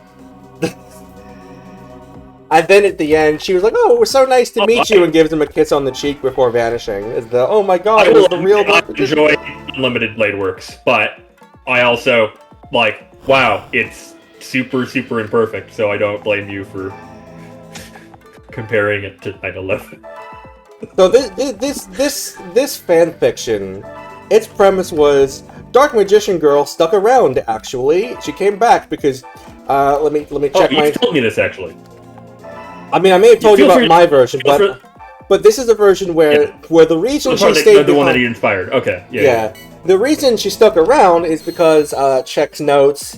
Yugi became Ron the Death Eater. He got extremely entitled, cut off all of his friends, became a raging alcoholic who drinks lots of gin.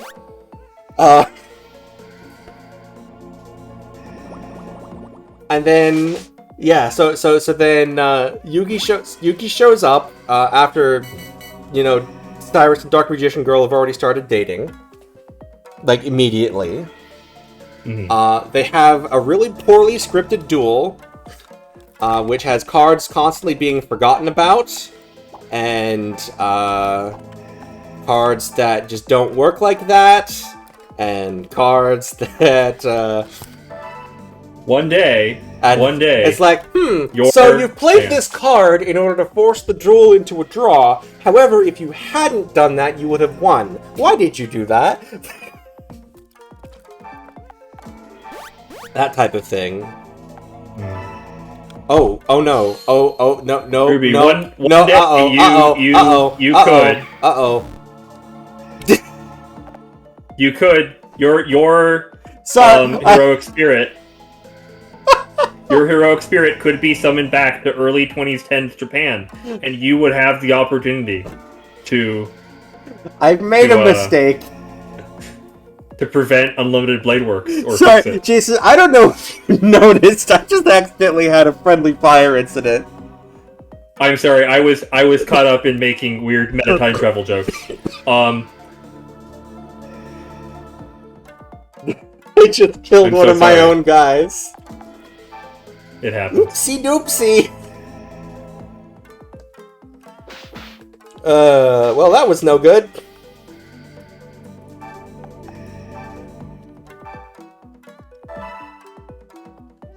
That's so Waddle had a family.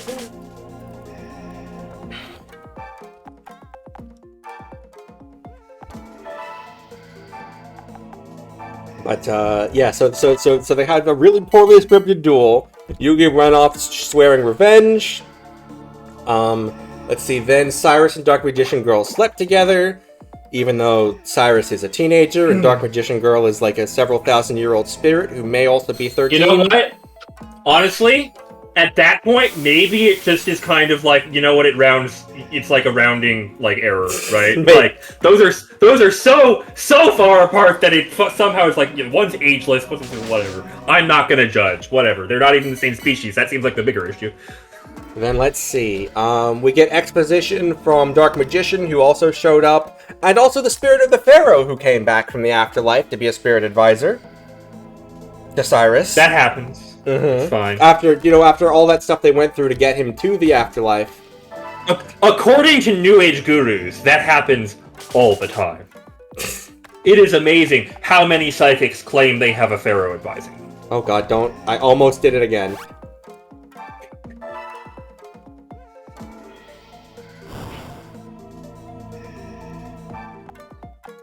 Let's see, then, we also get exposition that, Yugi has been working together with Siegfried von Schroeder, filler character from the first anime, with the 8th Millennium item, which is a sword, Aren't we up to more than that by now? Haven't there been several secret extra Millennium items? Depends on the continuity. I think the manga also had an 8th Millennium item, which was a quantum cube or whatever. Yeah, and then what was the one in the time travel-y thing? What, in Dark Side... not Dark Side Dimensions. Wasn't there one well, there? Dark Side Dimensions, was that not also a cube? That was the quantum cube one. That was the continuation of the manga. Oh, okay, yeah.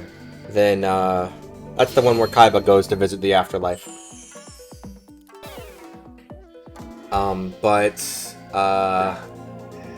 Yeah, so...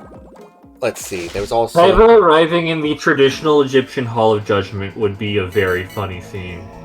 Let's see, there was also, we get, I think the final chapter of the story ended up being that, we see Yugi betray Siegfried by fatally poisoning him and then draining his soul. Rude. And then, meanwhile, Cyrus is just learning magic. That was what reminded me of all of this. Is Dark Magician Girl just gives Cyrus one of her old wands, and he's just able to use it and is a natural. Because learning magic takes a lot of fucking work and a surprising amount of math. And it's not even just that he's learning magic, it's that he's learning magic based on a dual monster. Well, again, the dual monsters were based on ancient Egyptian magic, so that's fine. That's fine, that's not the problem. Guess? I think that... But, like, the spirits were, like, their own thing. Like, they were Ka spirits. Yeah. So, like, I feel like using that system of magic as a human is maybe... Like, Mahad did it, but that was because he merged himself with his Ka to become Dark Magician. Also, there was a throwaway line at one point about how also the Egyptian gods are considering leaving Yugi's deck. Yes, to the first part. Unclear to the second part. Probably not. Realistically not, given that that's probably impossible. So yeah, I would. It's fun to believe. I would love to know how the Egyptian gods were planning on leaving Yugi's deck, given that Yugi hasn't had them for 10 years. By this point in continuity.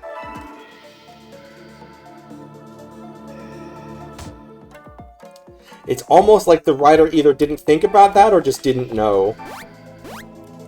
That definitely feels like the kind of thing that a writer not paying enough attention would just not. Yeah. No. Especially because it kept pivoting every chapter, essentially, as to what the plot was going to be.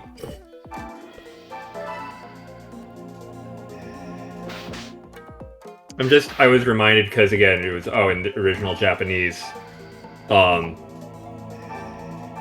it was Judai, instead of Jaden, and it's like, I was watching, seemingly or I guess we're getting another season of Strange New Worlds, but it's the last new Star Trek series before Paramount completely got up its own ass and fucked over the fact that it actually was sort of having a golden age of Star Trek content, was Starfleet Academy, in which there is a Klingon named Jaden.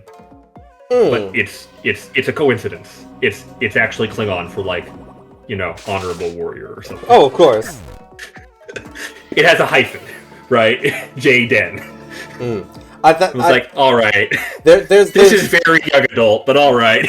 The show's actually rad, and its marketing sucked, and I see why it did not get a second season, because no one watched it. But actually, it's kind of a shame, because actually it's doing a lot of fun stuff. There's a webcomic I read where there's an alien species called a woof, and they're dog people. And so, of course, the main character is, like, trying not to laugh when she finds out that his species is called a woof. And then he's like, oh, what are you called? And she's like, oh, I'm a human. And he just starts laughing, and he's like, oh, I'm sorry, human means something funny in my language. And it's like, it's not a joke that hasn't been done before, but... No, and we've discussed this, I think, multiple times, because I've been cited that, like, Starship Titanic has a version of that, right, where it's like, oh, I'm sorry, your name is something very inappropriate in my language, and they never address it. Oh boy, let's recruit Magikarp.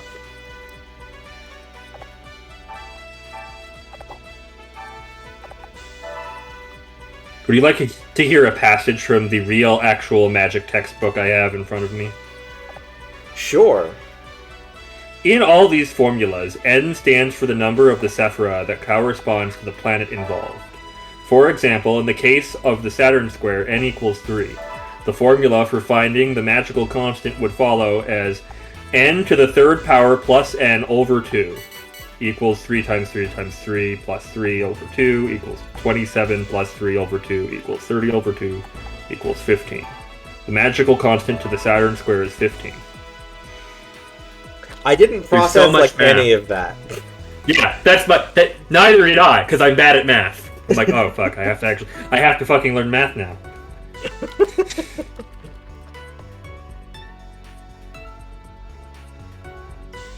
But yeah, like I saw this fic and it's terrible, and I'm like, I could do this better. And I'd like to think I have been. Mm-hmm. Oh, I just lost a head here, but oh.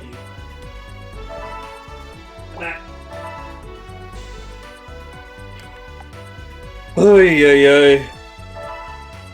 So, like, for example, PM, Yugi is not just randomly evil in my version. He's actually possessed. It is from a spirit within a sword. However, it is not an not an 8th millennium item. It is instead it is actually the sword of Mark Antony. Containing his... Yeah, go on. Because Yugi, like, while his deck was on tour, like, earlier in Season 1, he decided to, rather than using like a placeholder deck or something while he was away from his deck, he decided to take a break from being a duelist and, go do some archaeological exploring like his grandpa. And so he went exploring in Egypt. And while he was in Alexandria, he ended up stumbling across the long-lost tomb of Antony and Cleopatra. Actually long-lost IRL. And That's then, true, yeah. I mean, again, this is fun because it also mirrors we already had, like, Pegasus kind of does the plotline of, like, Aleister Crowley's brief, like, oh, I've given up on being a wizard. I'm gonna go on this honeymoon in Egypt and find an ancient tomb and then have a vision and then started a cult. And it was fun because it's like, I get to do Roman stuff with this because it's like, I can still have it tied to the Shadow Games, ancient Egyptian Shadow Games, because of Cleopatra, of course, being Egyptian. But it's like I can do a distinctly non-Egyptian flavor with, Roman general. Right. I mean, yeah. So, like, he ended up finding, like, the sword that, the story itself wouldn't say this because it's in, like, a pseudo-4Kids universe. But the sword in question is the sword that Mark Antony used to kill himself when he found out that Cleopatra had died. This is what I want to do for my, if I ever do an anime like thing, is I want to actually produce it initially as in English, but like the dialogue all has like a 4Kids flavor to it, right? it's so fun. And have the implication be that it's a dub. And then have a whole, like, ARG about, like, the cursed original and, like, why no one can find the original Japanese version of it and, like, what's actually going on with that. That's what I want. Yeah. Like, I have some plans for, like, a later season where there's, like, characters that end up in a coma or something because their souls were sent to the Shadow Realm, and I'm like, they're actually dead, but I can't say that. Yeah.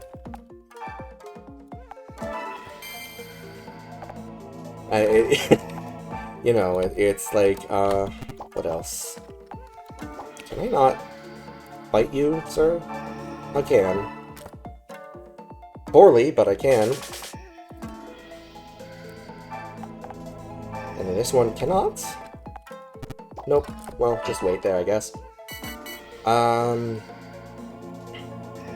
yeah, he finds Antony's sword and gets...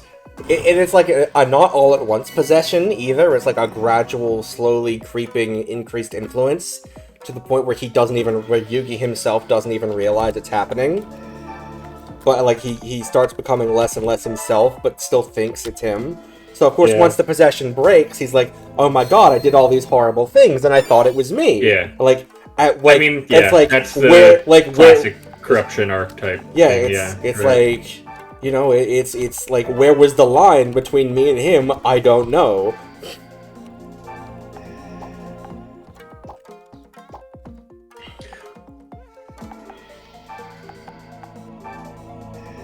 I was like, I'm not doing anything groundbreaking, but I think it's definitely better than the original. It's one of those things where, like, you don't need to do anything original. You just need to actually know what you're fucking doing. Right. As opposed to that guy who was clearly making it up with every chapter.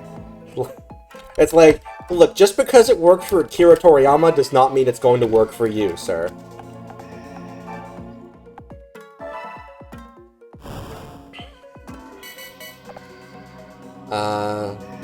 Let's see, what else?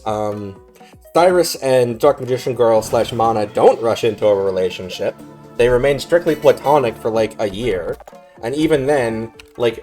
for most of that time, like, I basically made a thing where she becomes mortal, basically, due to some magic stuff.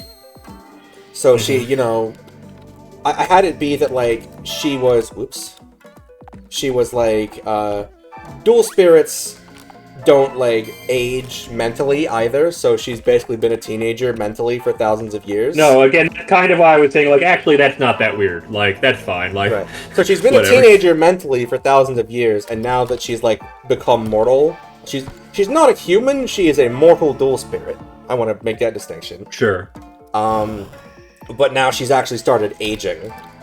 Like, physically and also mentally, so she can actually, like, grow up. Being a teenager for thousands of years Oof. sounds like a novel punishment. Mm-hmm.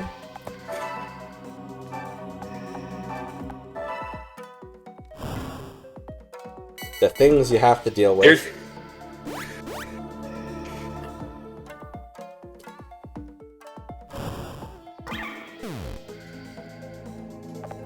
But yeah, like, you know, they actually get to know each other as people first. Seems kind of important, given that, you know, initially his perception of her was like fanboy, hero worship type of thing. Yeah. So it's like, hey, maybe we should give them time to actually form a bond and get to know each other as people first. Yeah. I mean, you also could have a thing where it's like, you know, okay, and she's not human, so she doesn't know, like, so, like, they actually, like, do start initially, like, and it's like, oh, that's not healthy. We actually need to, like, back off and, like, assess this, and then have them, or, like, there's always you could do, but yeah, I think also just give more time, like, it's also, like, is perfectly, like, yeah, that's... I plan on having a lore thing, TM, but she's basically the same type of deal as Dark Magician, actually, where she's actually a human that merged with her dual spirit. Mm-hmm. I'm sort of knowingly contradicting canon, but also justifying in a way that says, actually, I'm not contradicting anything. Canon is a hoax invented by the church to sell more propaganda. And that's like literally true. Yeah, no, it's like, that is what the word canon means, isn't it? Yeah, like... But no, it's like, I keep saying it's like a lot. There's a... You know, weirdly enough, it's almost as if things are often like other things. True. For example, that which is above and that which is below.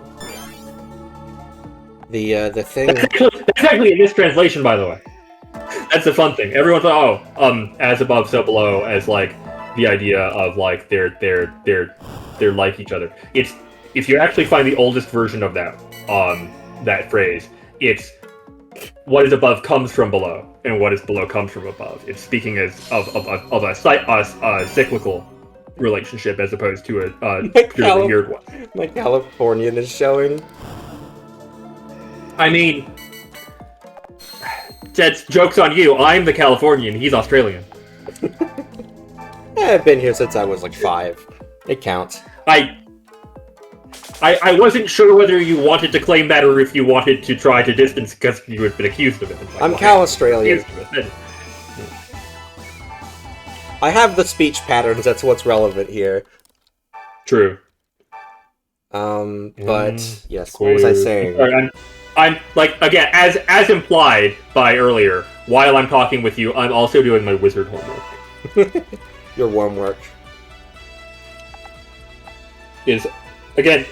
Wesley, you may already actually know this part, like, without, again, it's just not in the context of Magic, like, it's just about learning how you're supposed to place the numbers in to make the, you know, the magic squares, right, where everything adds up the right way for whatever number.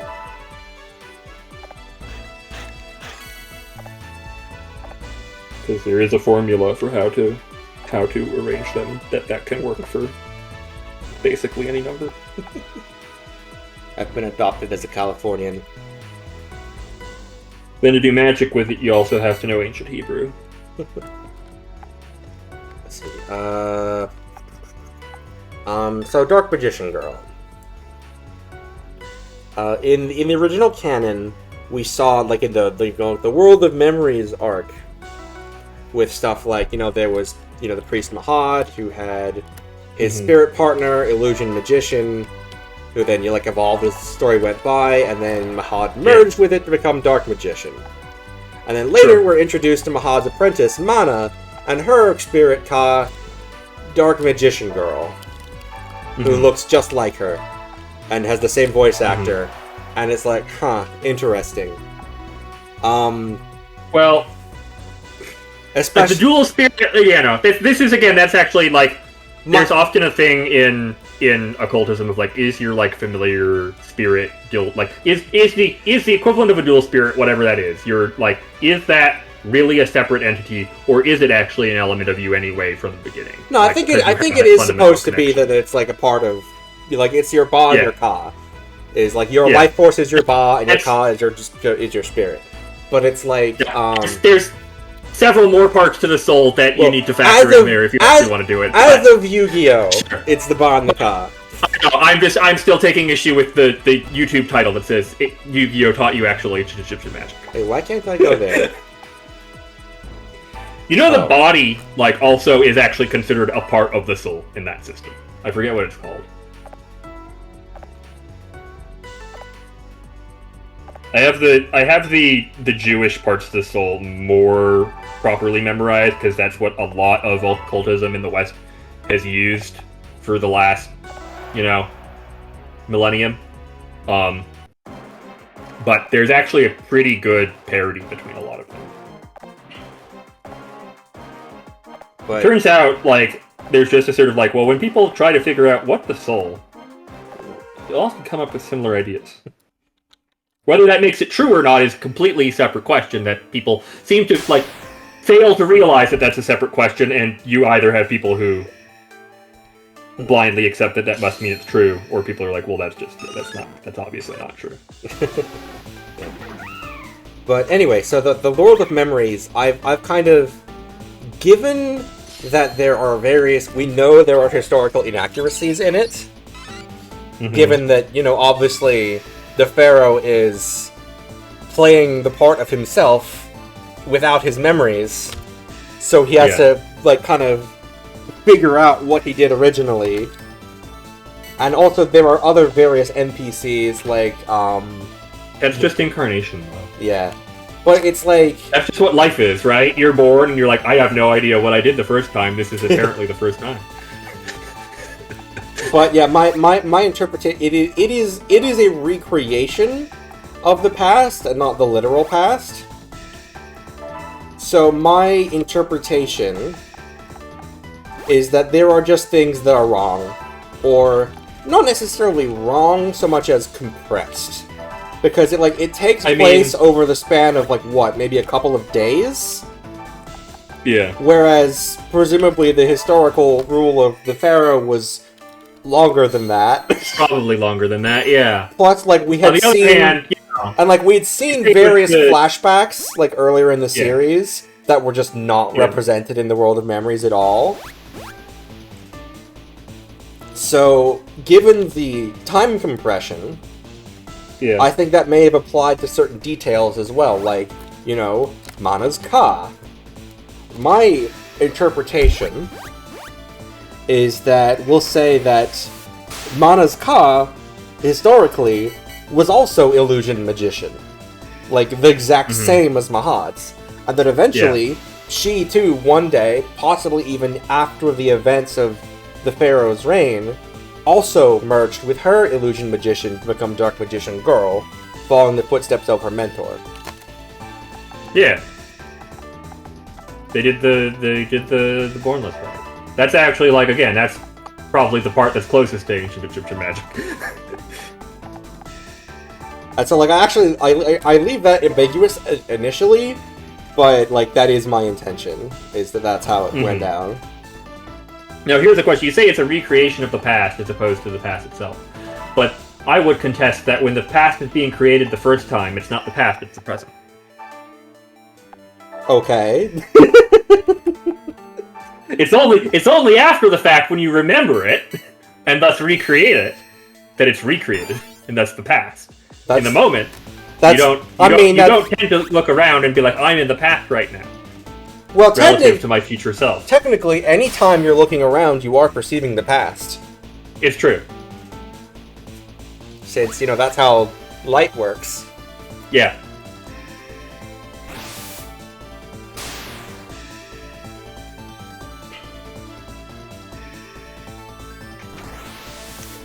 It's like, this has never been exactly done, although something similar was kind of done in the New 52, where, like, Superman as an adult could see Krypton explode, like, from Earth.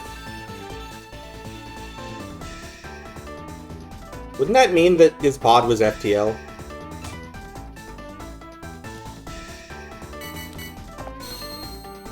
Wouldn't that mean... No. Well, yeah, yes, but it also generally, canonically is. Oh. Well, okay then, I didn't know that. Because, very often, that's the justification for why then,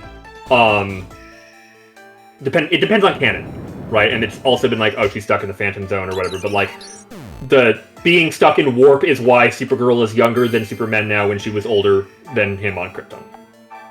I see. Or, I don't know, have you seen My Adventures with Superman? Nope. I have not seen should watch I have not seen a lot of things. It is... My Adventures with Superman is so good. It is... First off, Superman is very autistic coded, right? All his, super senses are, because he's still has to, he has to, manage that everything. It's great. He's, but, it is the best depiction of Superman we have had in decades. It's animated by Studio Mir, which I believe you're probably familiar with some of their other work. It's the voice cast is phenomenal. You probably don't have access to the streaming service that it's legally on. I'm not shy about that. I advocate piracy as a form of media, especially these days. Preservation. Yeah. If you can find it, or I can even try to get it to you somehow.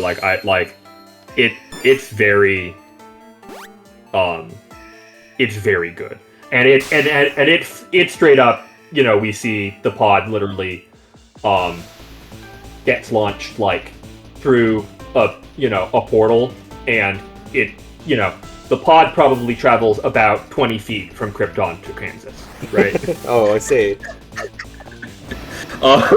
Because yeah, it's a whole thing. I remember seeing... my God. I remember seeing someone say something at one point that was if buying isn't owning, then piracy isn't stealing. Let me respond. Let me just sure. The recent Superman live action movie from last year, I think took a lot from My Adventures with Superman, actually. And I very much enjoyed that. I think that's good. I'm looking forward to Supergirl coming out later this month. On the other, they are using a very Woman of Tomorrow sort of edgier Supergirl. Which is not my favorite version of her. I like the Supergirl from the current comic run that's more upbeat. But I think it makes a lot of sense, and I think it's a fun contrast to it. And I like that the plot of the Supergirl movie appears to essentially be she goes fucking John Wick on some bounty hunters because they poisoned crypto.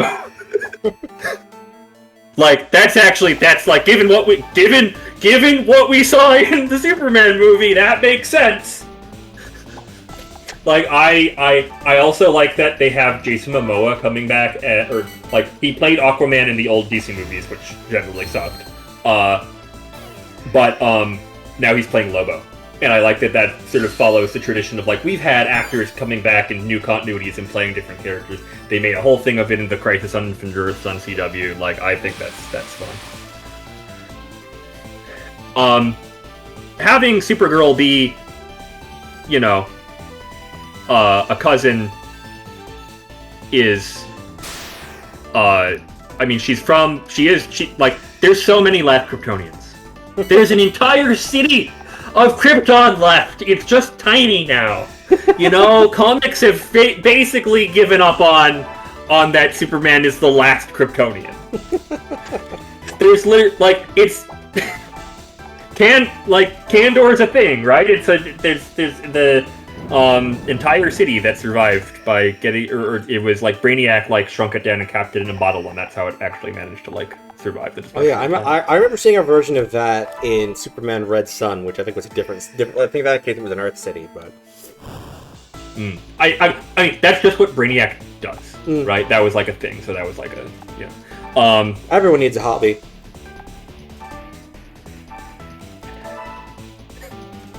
maybe not do that.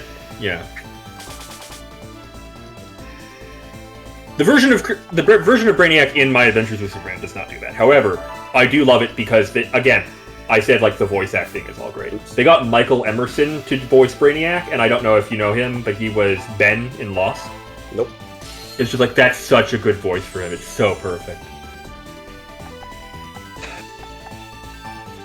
What I want to know is, given that Supergirl is Kryptonian and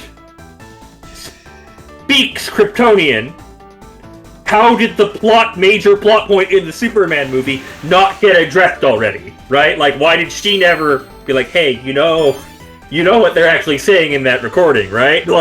How did that never come up? Oh, don't worry about it. The writers didn't think about that, so neither should you.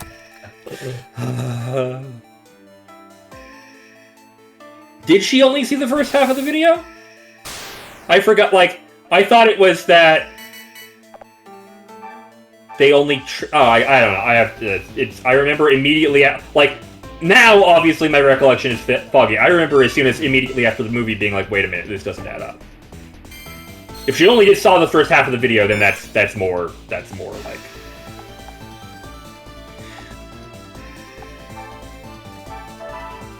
Now that you say that, I do there may have been some. Okay, I don't know. I need to rewatch that ahead of seeing the Supergirl movie later this month anyway.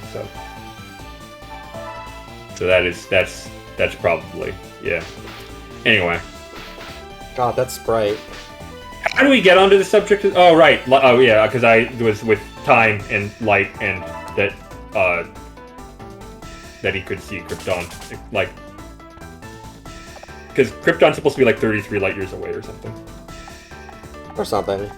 I think it varies on canon, and then when they did have a thing in New 52 where Neil deGrasse Tyson makes a cameo, and they actually picked an actual star that fit the description of Krypton to have as a thing, and then since then it's been.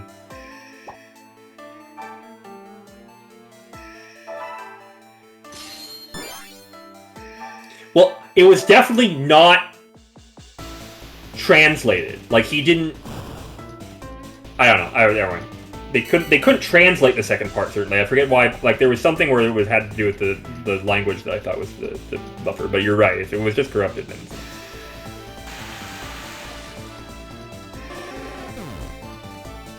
I just remembered another difference between my fic and the original that I wanted to share. All right. You may have also seen it more recently than me, because again, I saw it when it came out. I don't know. Sorry, go on. So, in that original story, I didn't mention, aside from the duel between Yugi and Cyrus being really poorly scripted, for, a lot of reasons, Cyrus was just straight up using a spellcaster deck. The famous spellcaster user, Cyrus Truesdale. As opposed to his machine deck that he normally has. Yeah.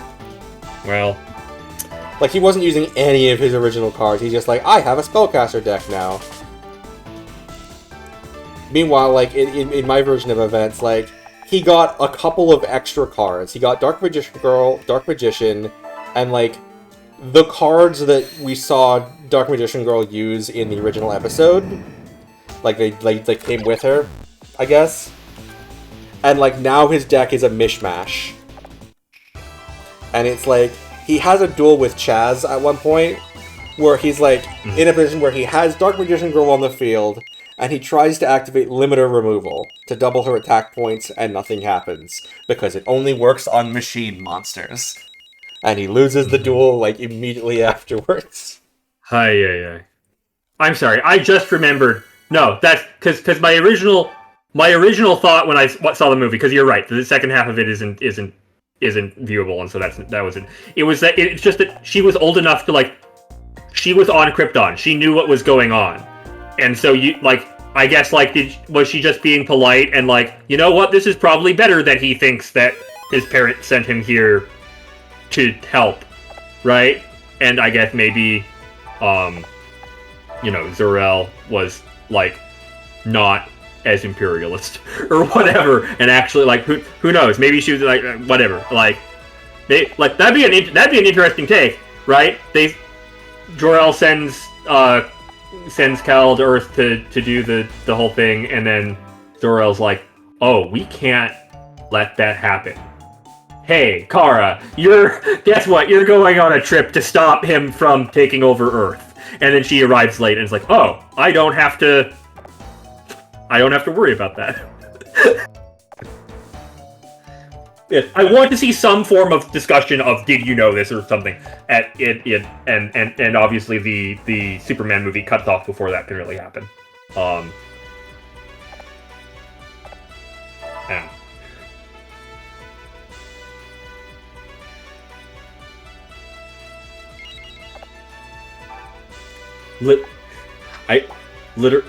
Does literally everyone on stream and in chat here have autism? Probably. Okay, good. The morphic field is working.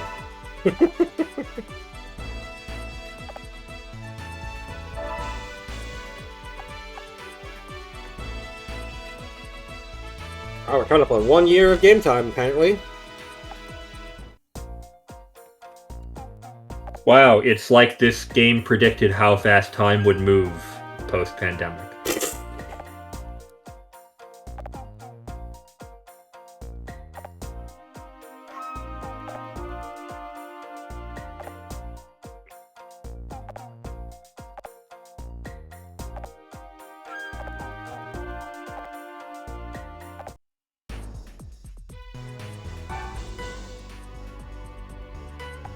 Alright, let's see. I would like to rearrange my party ever so slightly. Oh, sure, blimp. Obviously, that makes sense.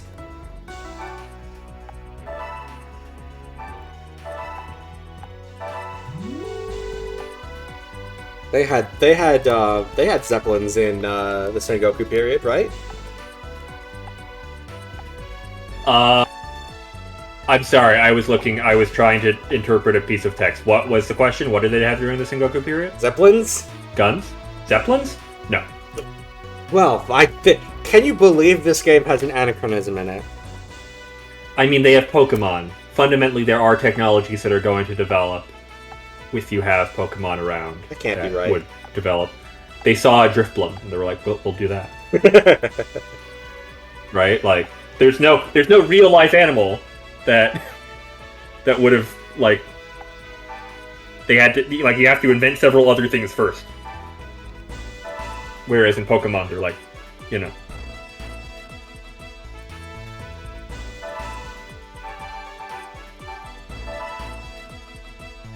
Let's do it to it. I'm not gonna lie, Nix. I legitimately did not. I was like, oh, I swear there was another person named like Ruby or whatever. So I was like, I mentally was like, oh, I did not actually piece that together. To be fair, I think you probably knew him by a different username. He changed it relatively recently. Hmm.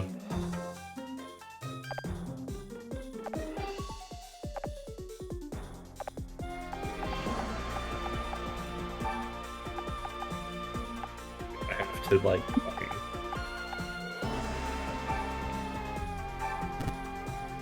Why? Oh. Right. Charmander. Laser beam. I don't think I've ever cultivated enough of a brand to need to rebrand.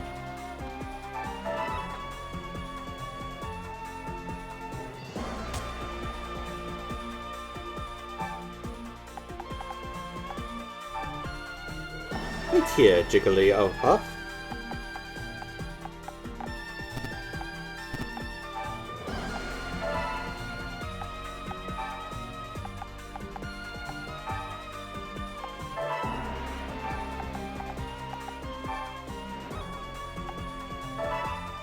Boing.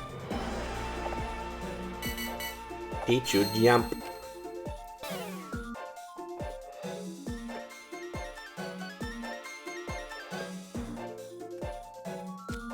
Oh, so Waddle's gonna explode. Yep.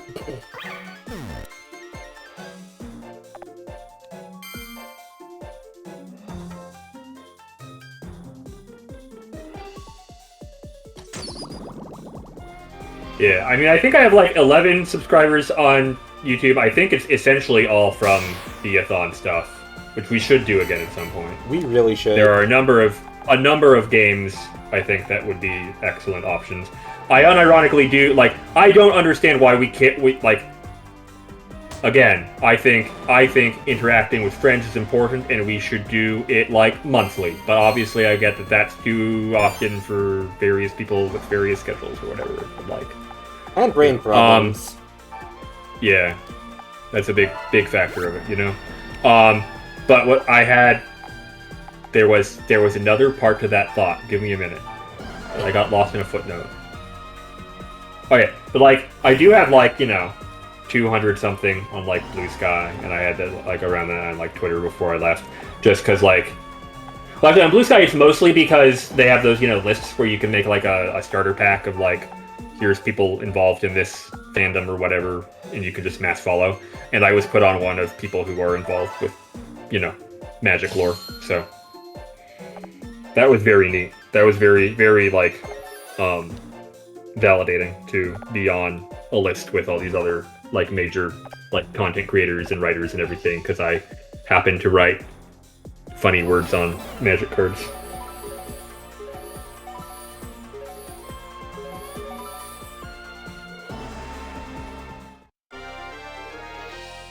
We caught our Pokemon! Beep.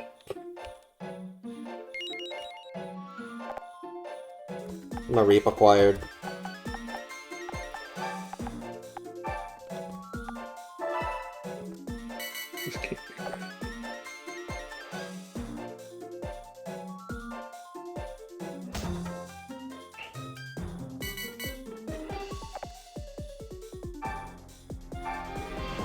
Wait! Clap.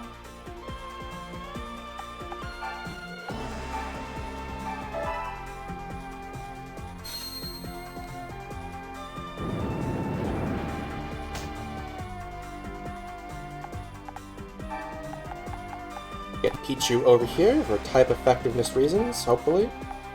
Yeah, you'll survive. Don't worry about it. Just a little friendly fire. Tactical.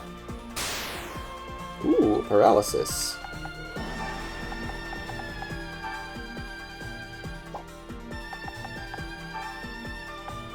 Acquire present.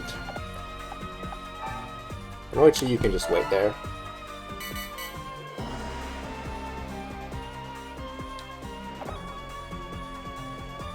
We appear to be having difficulties, says the guy who's paralyzed. Yeah.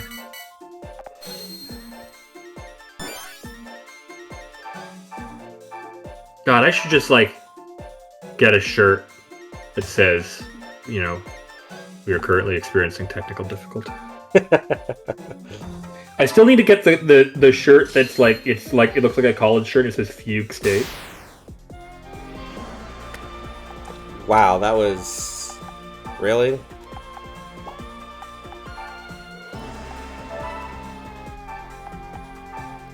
I don't think we were quick enough.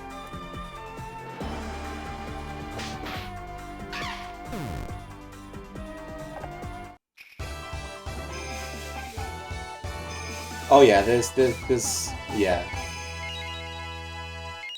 Oh yeah, I'm looking in the chat, it's like,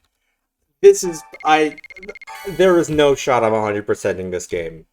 On stream, possibly not even off stream.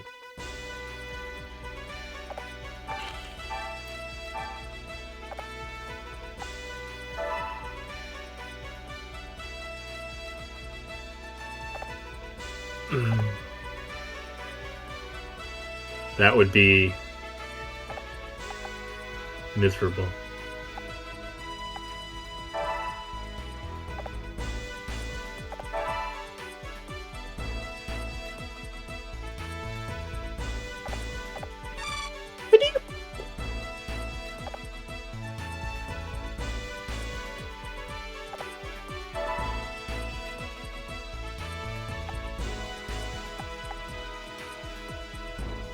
January year 2. Now, real question is, how do I change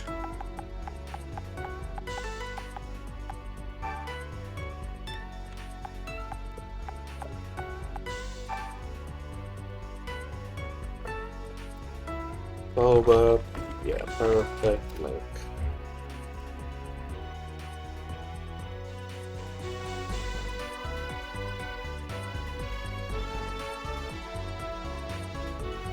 Each bar is a perfect link with one specific evolutionary line.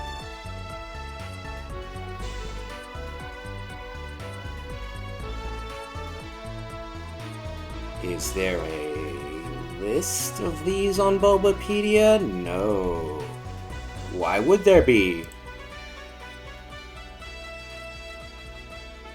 Maybe it's on list of Pokemon Conquest characters? Yes.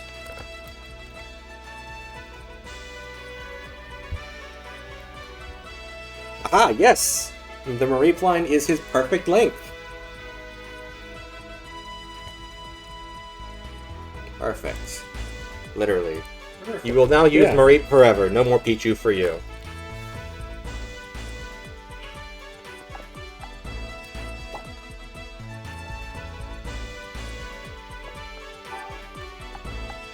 Now let's swap out Darmanitan just because, or Muka even, just because I find it a little inconvenient to work with. Here we go, here's a Zeppelin for you. And let's grab Rufflet.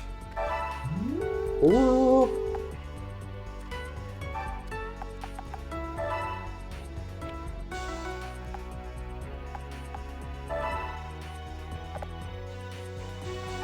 I feel like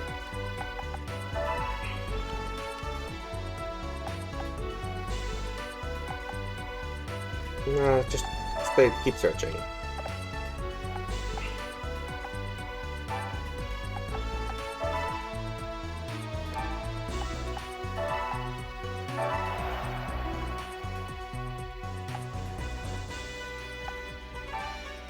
Let's shuffle everyone around.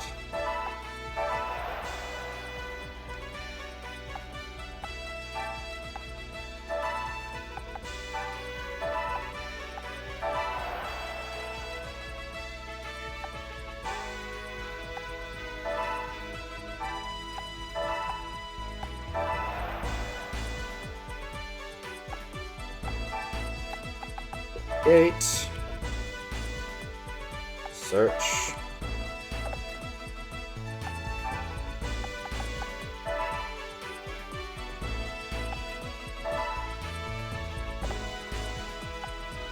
I don't know how that actually works, honestly.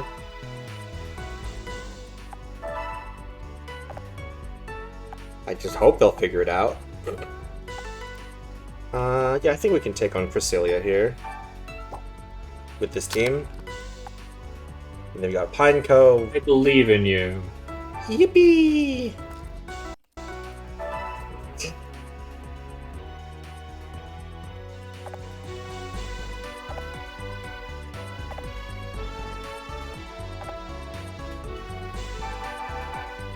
Honestly, I should probably not use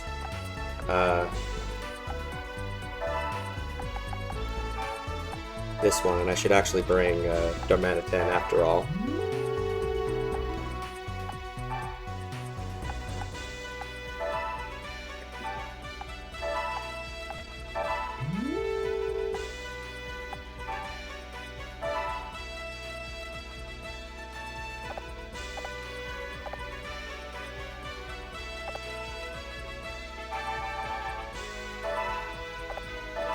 Oi.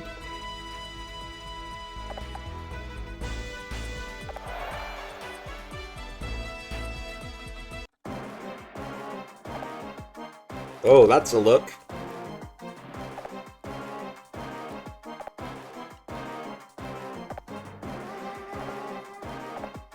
I wonder what all the civilians think about all these battles that we keep doing.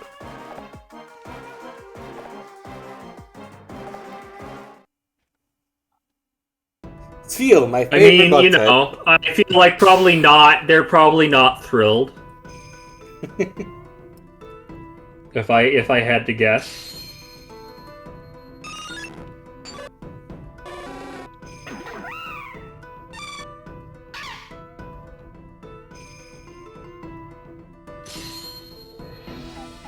At least there's only one battle a month. True.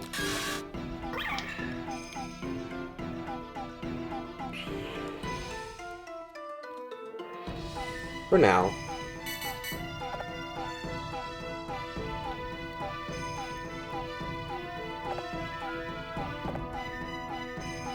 Yeah, I got a deer scare. No, I would not like to end my turn.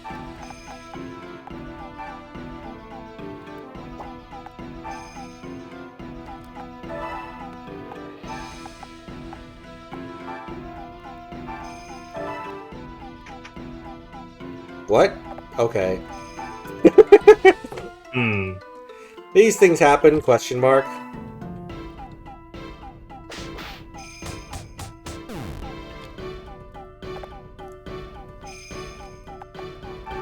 I mean, like, it would be kind of interesting if there was a game like... I assume there is a game like this, where you do also have to then, like, rule, you know. You're like, okay, well, this is the warring states period, but we have the warring part, we do also need the state part. You're just going second strats. Ah! Now the fence is on the other pine cone. What?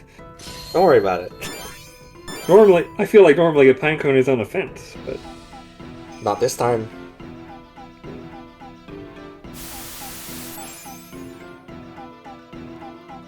Ah, Sfeel is their counter pick.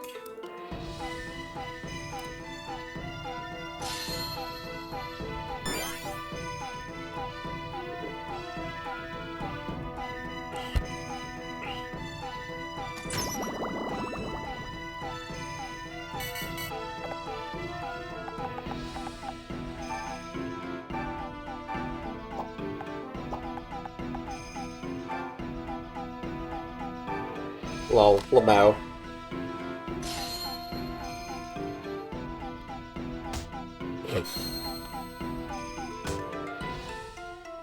There's Ball.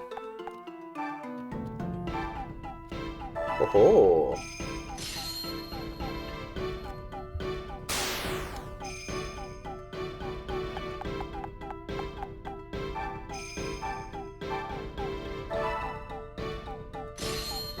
Hey, Venipede, duck. Obligatory. No, it's actually a centipede.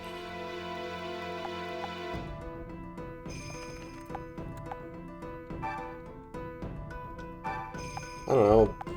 You hit the ball. Pop. Jigglypuff is just experiencing enrichment at the moment. Yeah.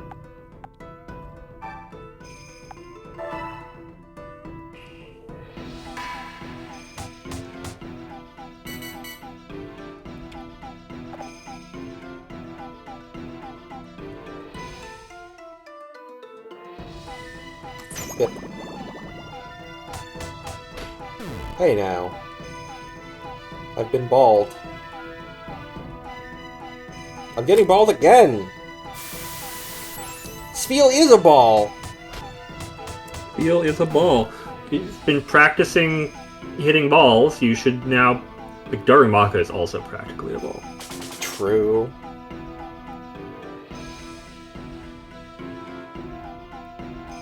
Like, you're not allowed to have a good turn. I'm supposed to have a good turn. Pop. More ball! I have been released.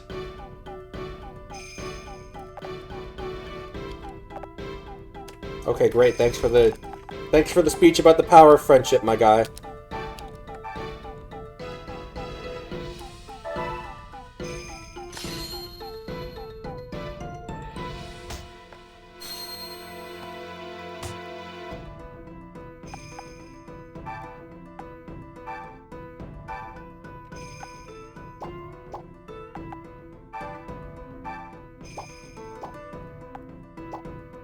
I want these two to swap places.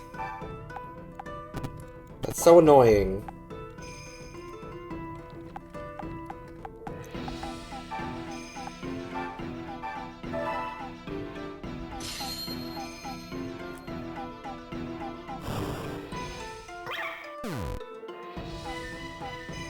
I know, what is it? Kitty? There's Kitty. Whoa. I love when there's Kitty.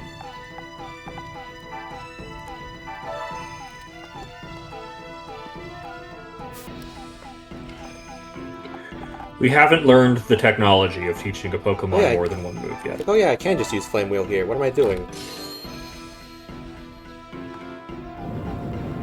I was like, I wanted to Flame Wheel Pineco, but that also works. Maybe. Kitty cat. What?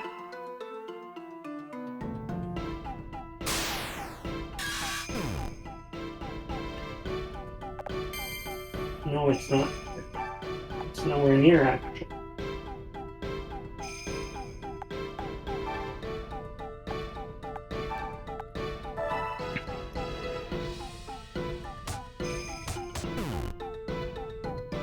Ball defeated.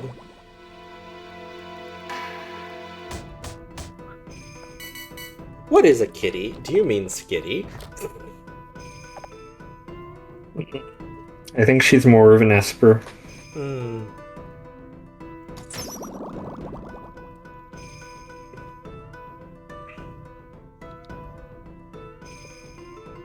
Purloin.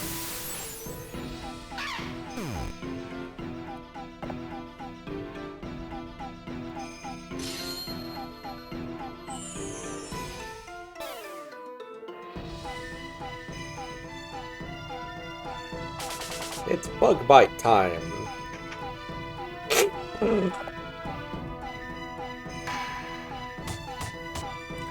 Like, for some reason, it just made me think of that one picture of Bulbasaur from,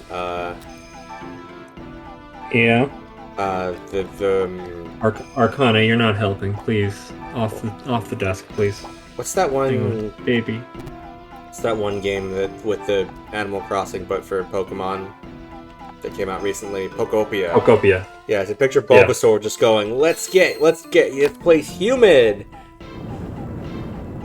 I don't know. I love that in the Japanese version, Bulbasaur talks like a Gyaru.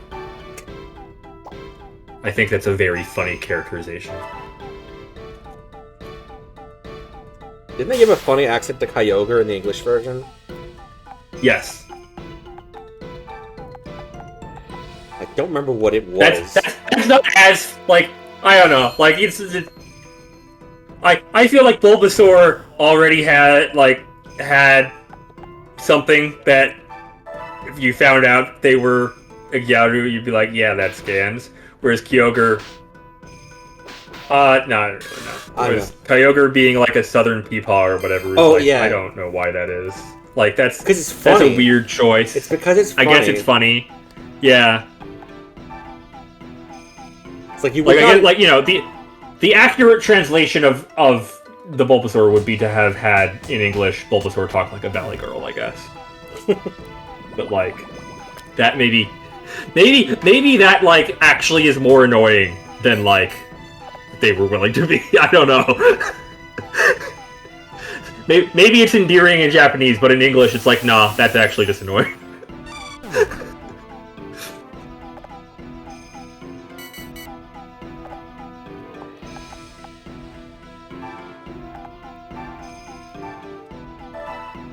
Ball-on-ball violence.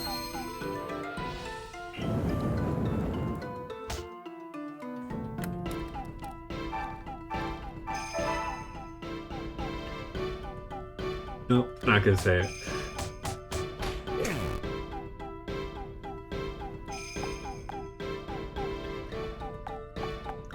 I mean, like, I don't know, have you played Pokopia? Do you, like, know why they're trying to get it humid? I just kind of figured Bulbasaur just liked it that way. Nah. It's like, they need... I'm trying to remember. I know they're, like, renovating the island for stuff, but... Yeah, it's fairly contrived. It's like, they need Slowpoke to yawn. Huh. And they need him to be tired. It's Pineco! Because they need... My recollection is they need Slowpoke to yawn because then that's part of a rain dance ceremony. and they want actual, like, rain. Oh, sure. So they have to get it humid so that he's more sleepy. But then they get it humid enough that it rains anyway. Great. Or something like that. Like, I don't remember. Wait, what just... There's something where after the fact you're like, wait a minute, this had more steps than it needed. Happens all the time.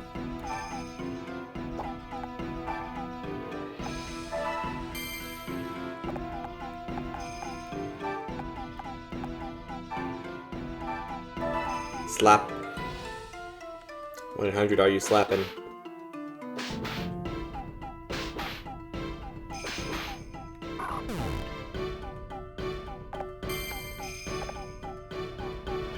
Yippee!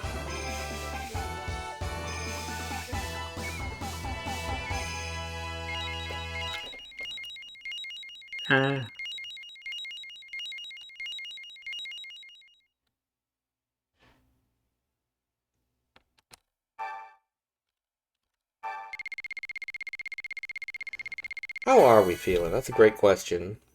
How are we feeling? I don't know. I feel... Oh, hydrate. I will hydrate, yes.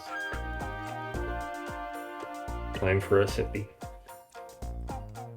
It's not quite getting humid, but it is getting hydrated.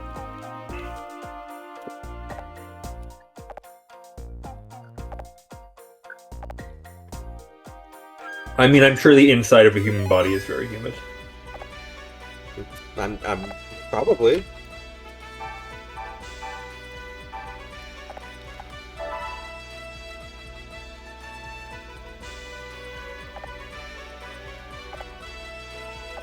If it's not, you're in big trouble.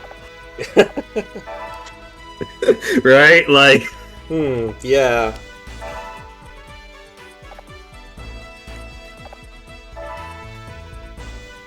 Eevee does a steppy. Steppy.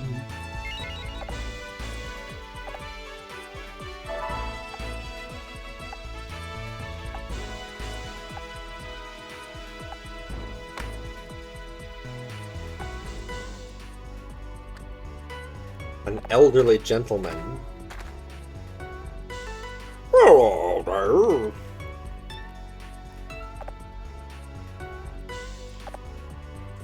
I've learned that water type is strong against fire type. Wait, he's literally the Pokemon professor of the region. Give Doctorate to anyone back then. This is not only is this before the physical special split, this is before special existed at all. Have a good nap.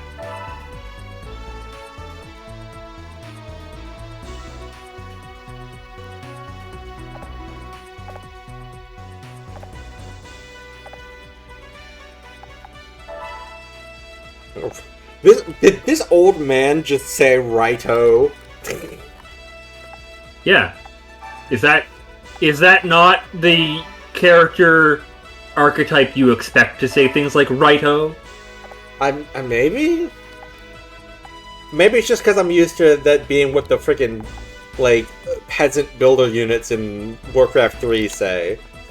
That I would not expect it from, like, an old wise man. No, I would associate it with sort of the same type of person I would expect with, like, you know, Livingston, I presume. Alright, fighting type. Right. Where in the world am I going to get psychic types?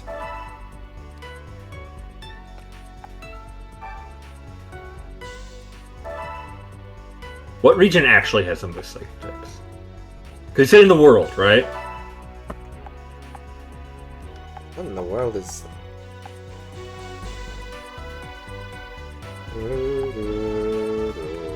Just gonna throw out that they clearly also, like, they have electricity, right? Like, that's also something that's not present in the Sengoku period.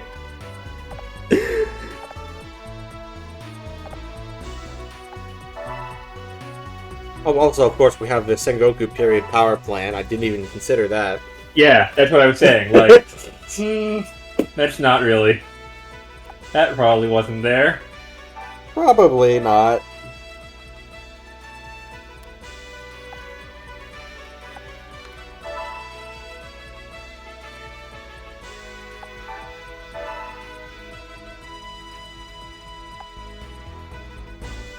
Vandile.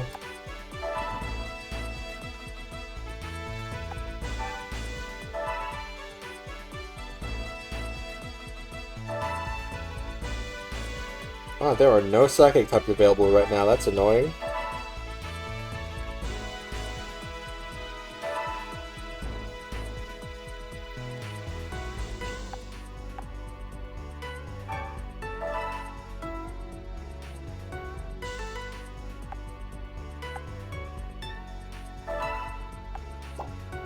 I guess we'll just do a little bit of training. All the Abras heard about the draft and teleported away.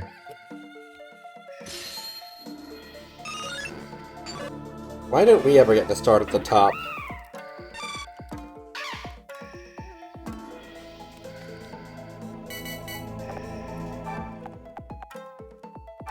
I'm sorry, I don't have a good answer.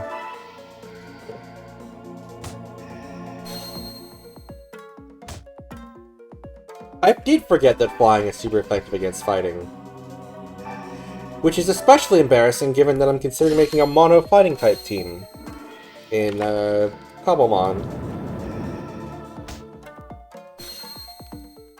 Hmm.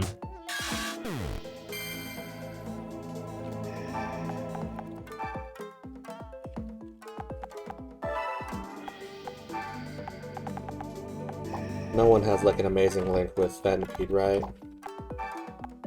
No. I need to go like give Arcana a snack or something, or she's gonna keep. Alright, go for it. I'll be right back.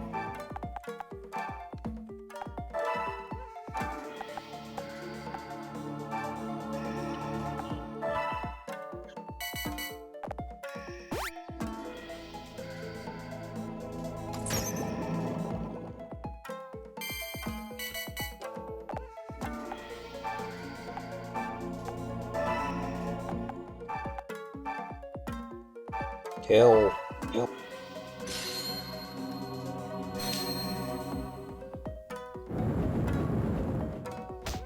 Yeah, that'll do it.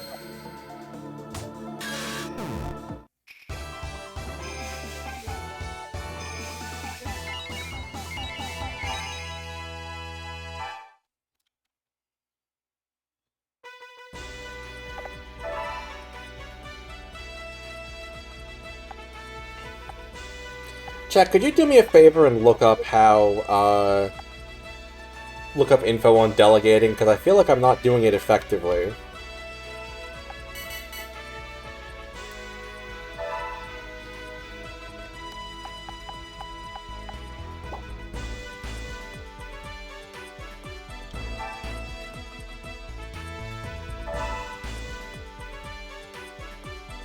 Oh, there's a Chingling. That'd be good. For sure. Welcome back. There's someone here with a Chingling. I'm probably gonna want that. Mm.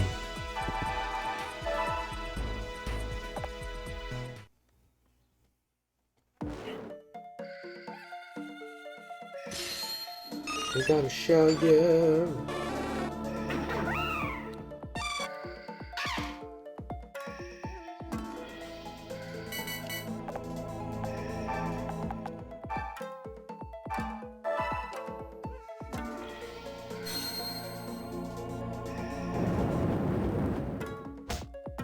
Lap.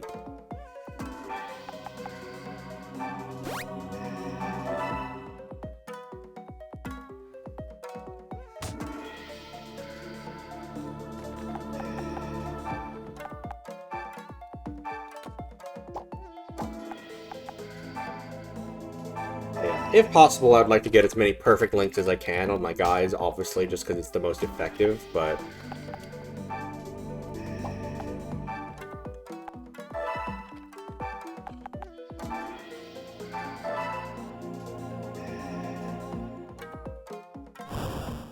I guess that was from Sonic Riders, also. Correct.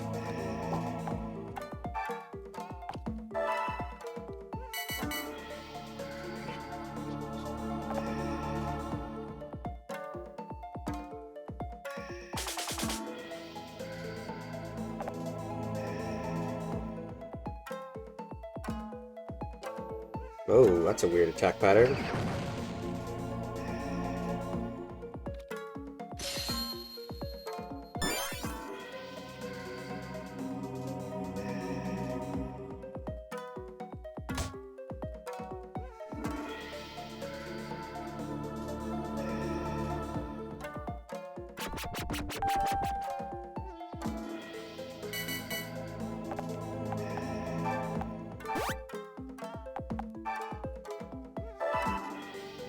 Probably used Darmaka on Sawaddle, but oh well. Flop.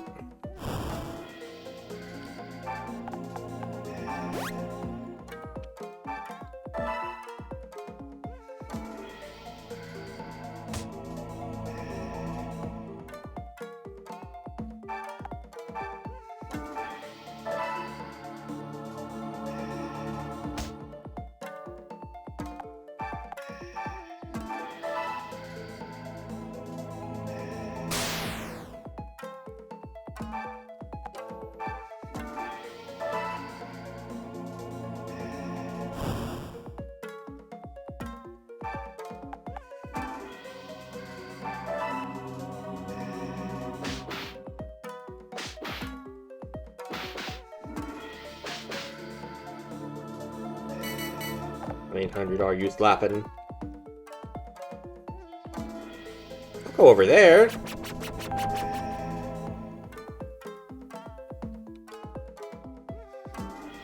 I wonder who actually has that number. One way to find out. No, absolutely not.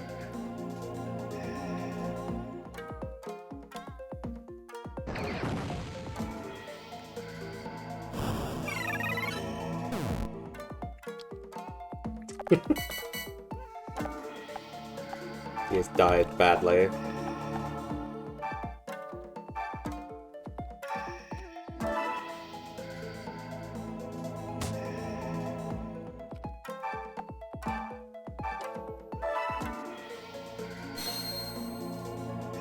Wheel. That was a lot. Probably the altitude.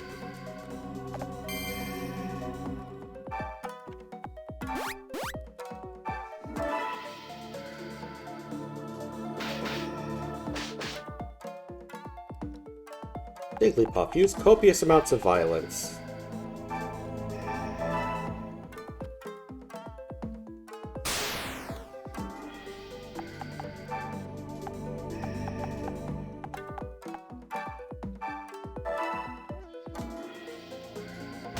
I wish you could just auto-collect all loose items after a battle. That'd be nice. Mm-hmm. That's a quality of life feature that had not really been discovered yet, I think.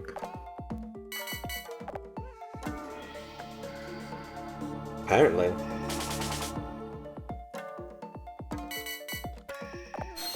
I mean, some of that is probably also just because there are some items that aren't always reachable. But I guess they could have at least had to be like, you know, if you have a Pokemon that can reach this, then they will. Mm-hmm.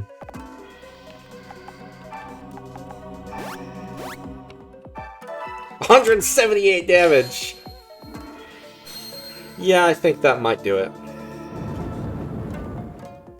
Ooh, 186. Yeah.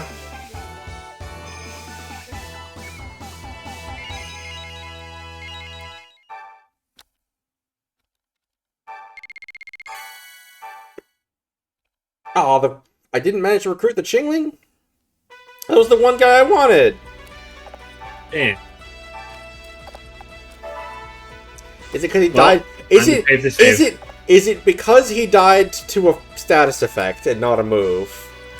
Oh, that's so annoying. I bet you it is. That's annoying. Yeah.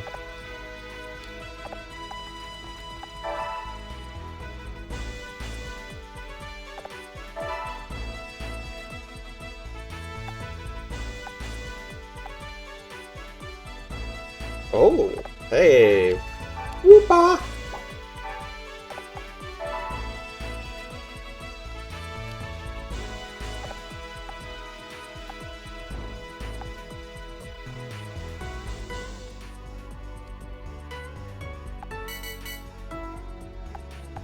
I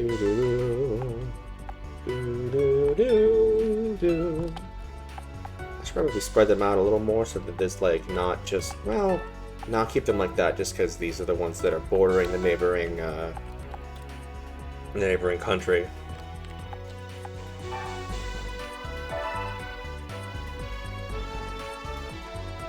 This is just wild pine cones.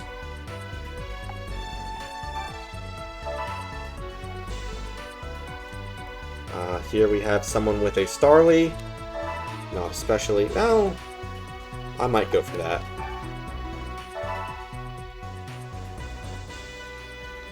Someone with a Tepig.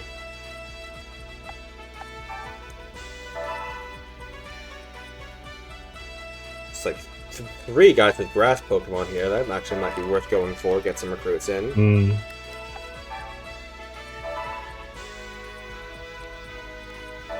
So there's Sandile.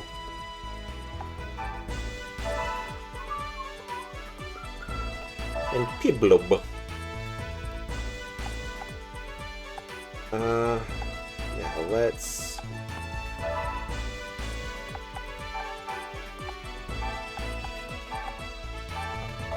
send you guys over to Greenleaf.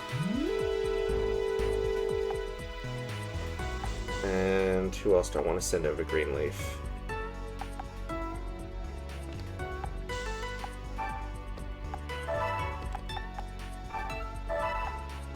You can go to Greenleaf. And then against grass types,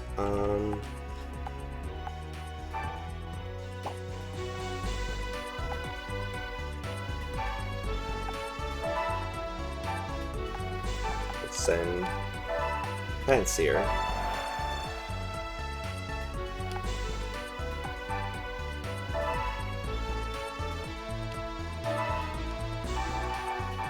Yeah, I think these guys are getting recruited. What do you think?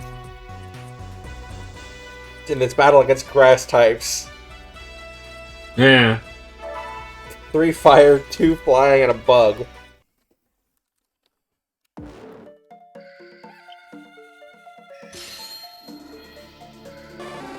I believe this is our first battle without Eevee or without our player or with a Witchy.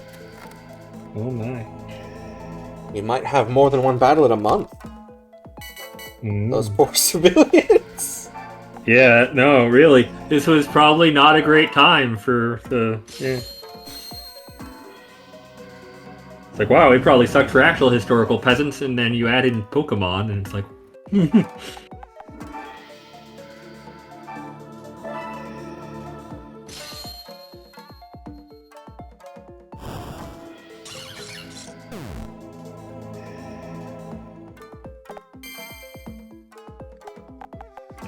So, chat, if I just don't invade the fighting place, am I going to not get invaded until after I beat them?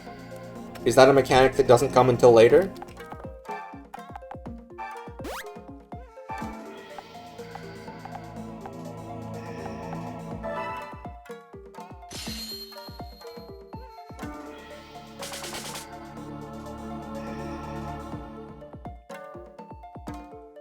Not till later. Okay, so theoretically, I could take as long as I want.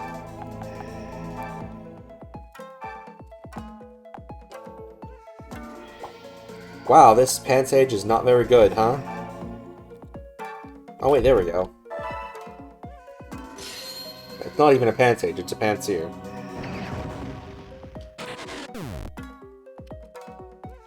I mean, you know what? That must be real dangerous for colorblind Pokemon trainers.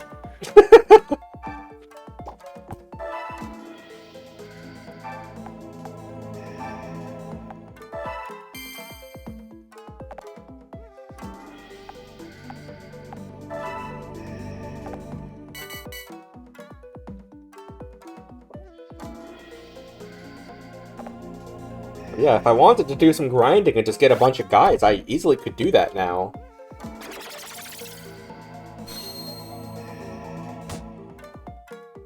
I don't know that it would make for good viewing, but I could do it. No, it probably would not. I could theoretically do it off stream, I suppose. Yeah, I mean, you know, you could do that. You know, we've also been going for 3 hours. So, Yeah. like, yeah, if you wanted, if Yeah, you're like, oh, that's what comes up next. Like, Yeah, I could call it you after could this. call it, and then We could yeah. call it, and then I could just do some grinding. Yeah, That seems reasonable. yeah.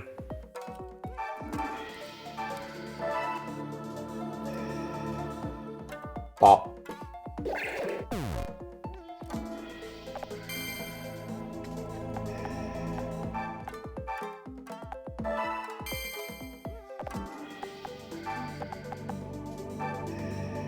What do you think, chat? Is that the play?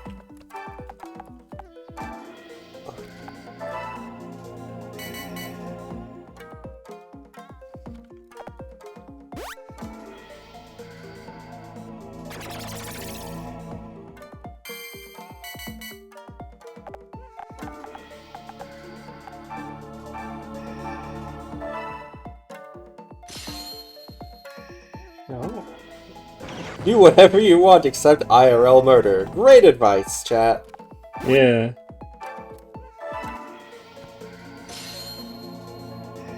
Stop.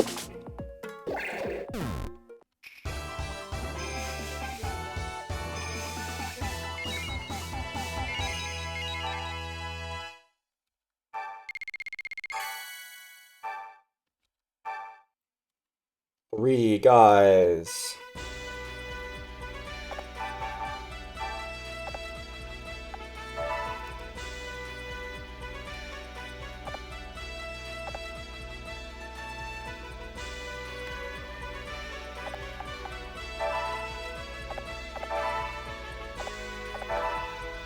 All right. Oh. Oh?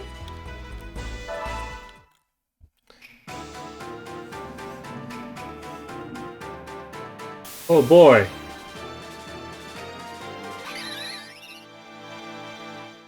Wow. Very nice.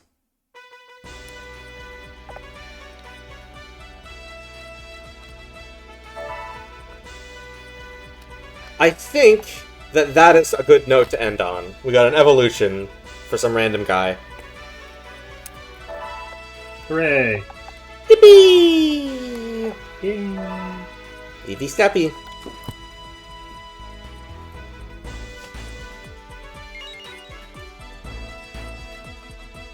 Alright, well, thank you everybody for coming, and thank you for joining me, Jason. No problem. And I'll probably do some grinding, and maybe we'll do more streams if people are interested. Yeah. Bye-bye. Bye.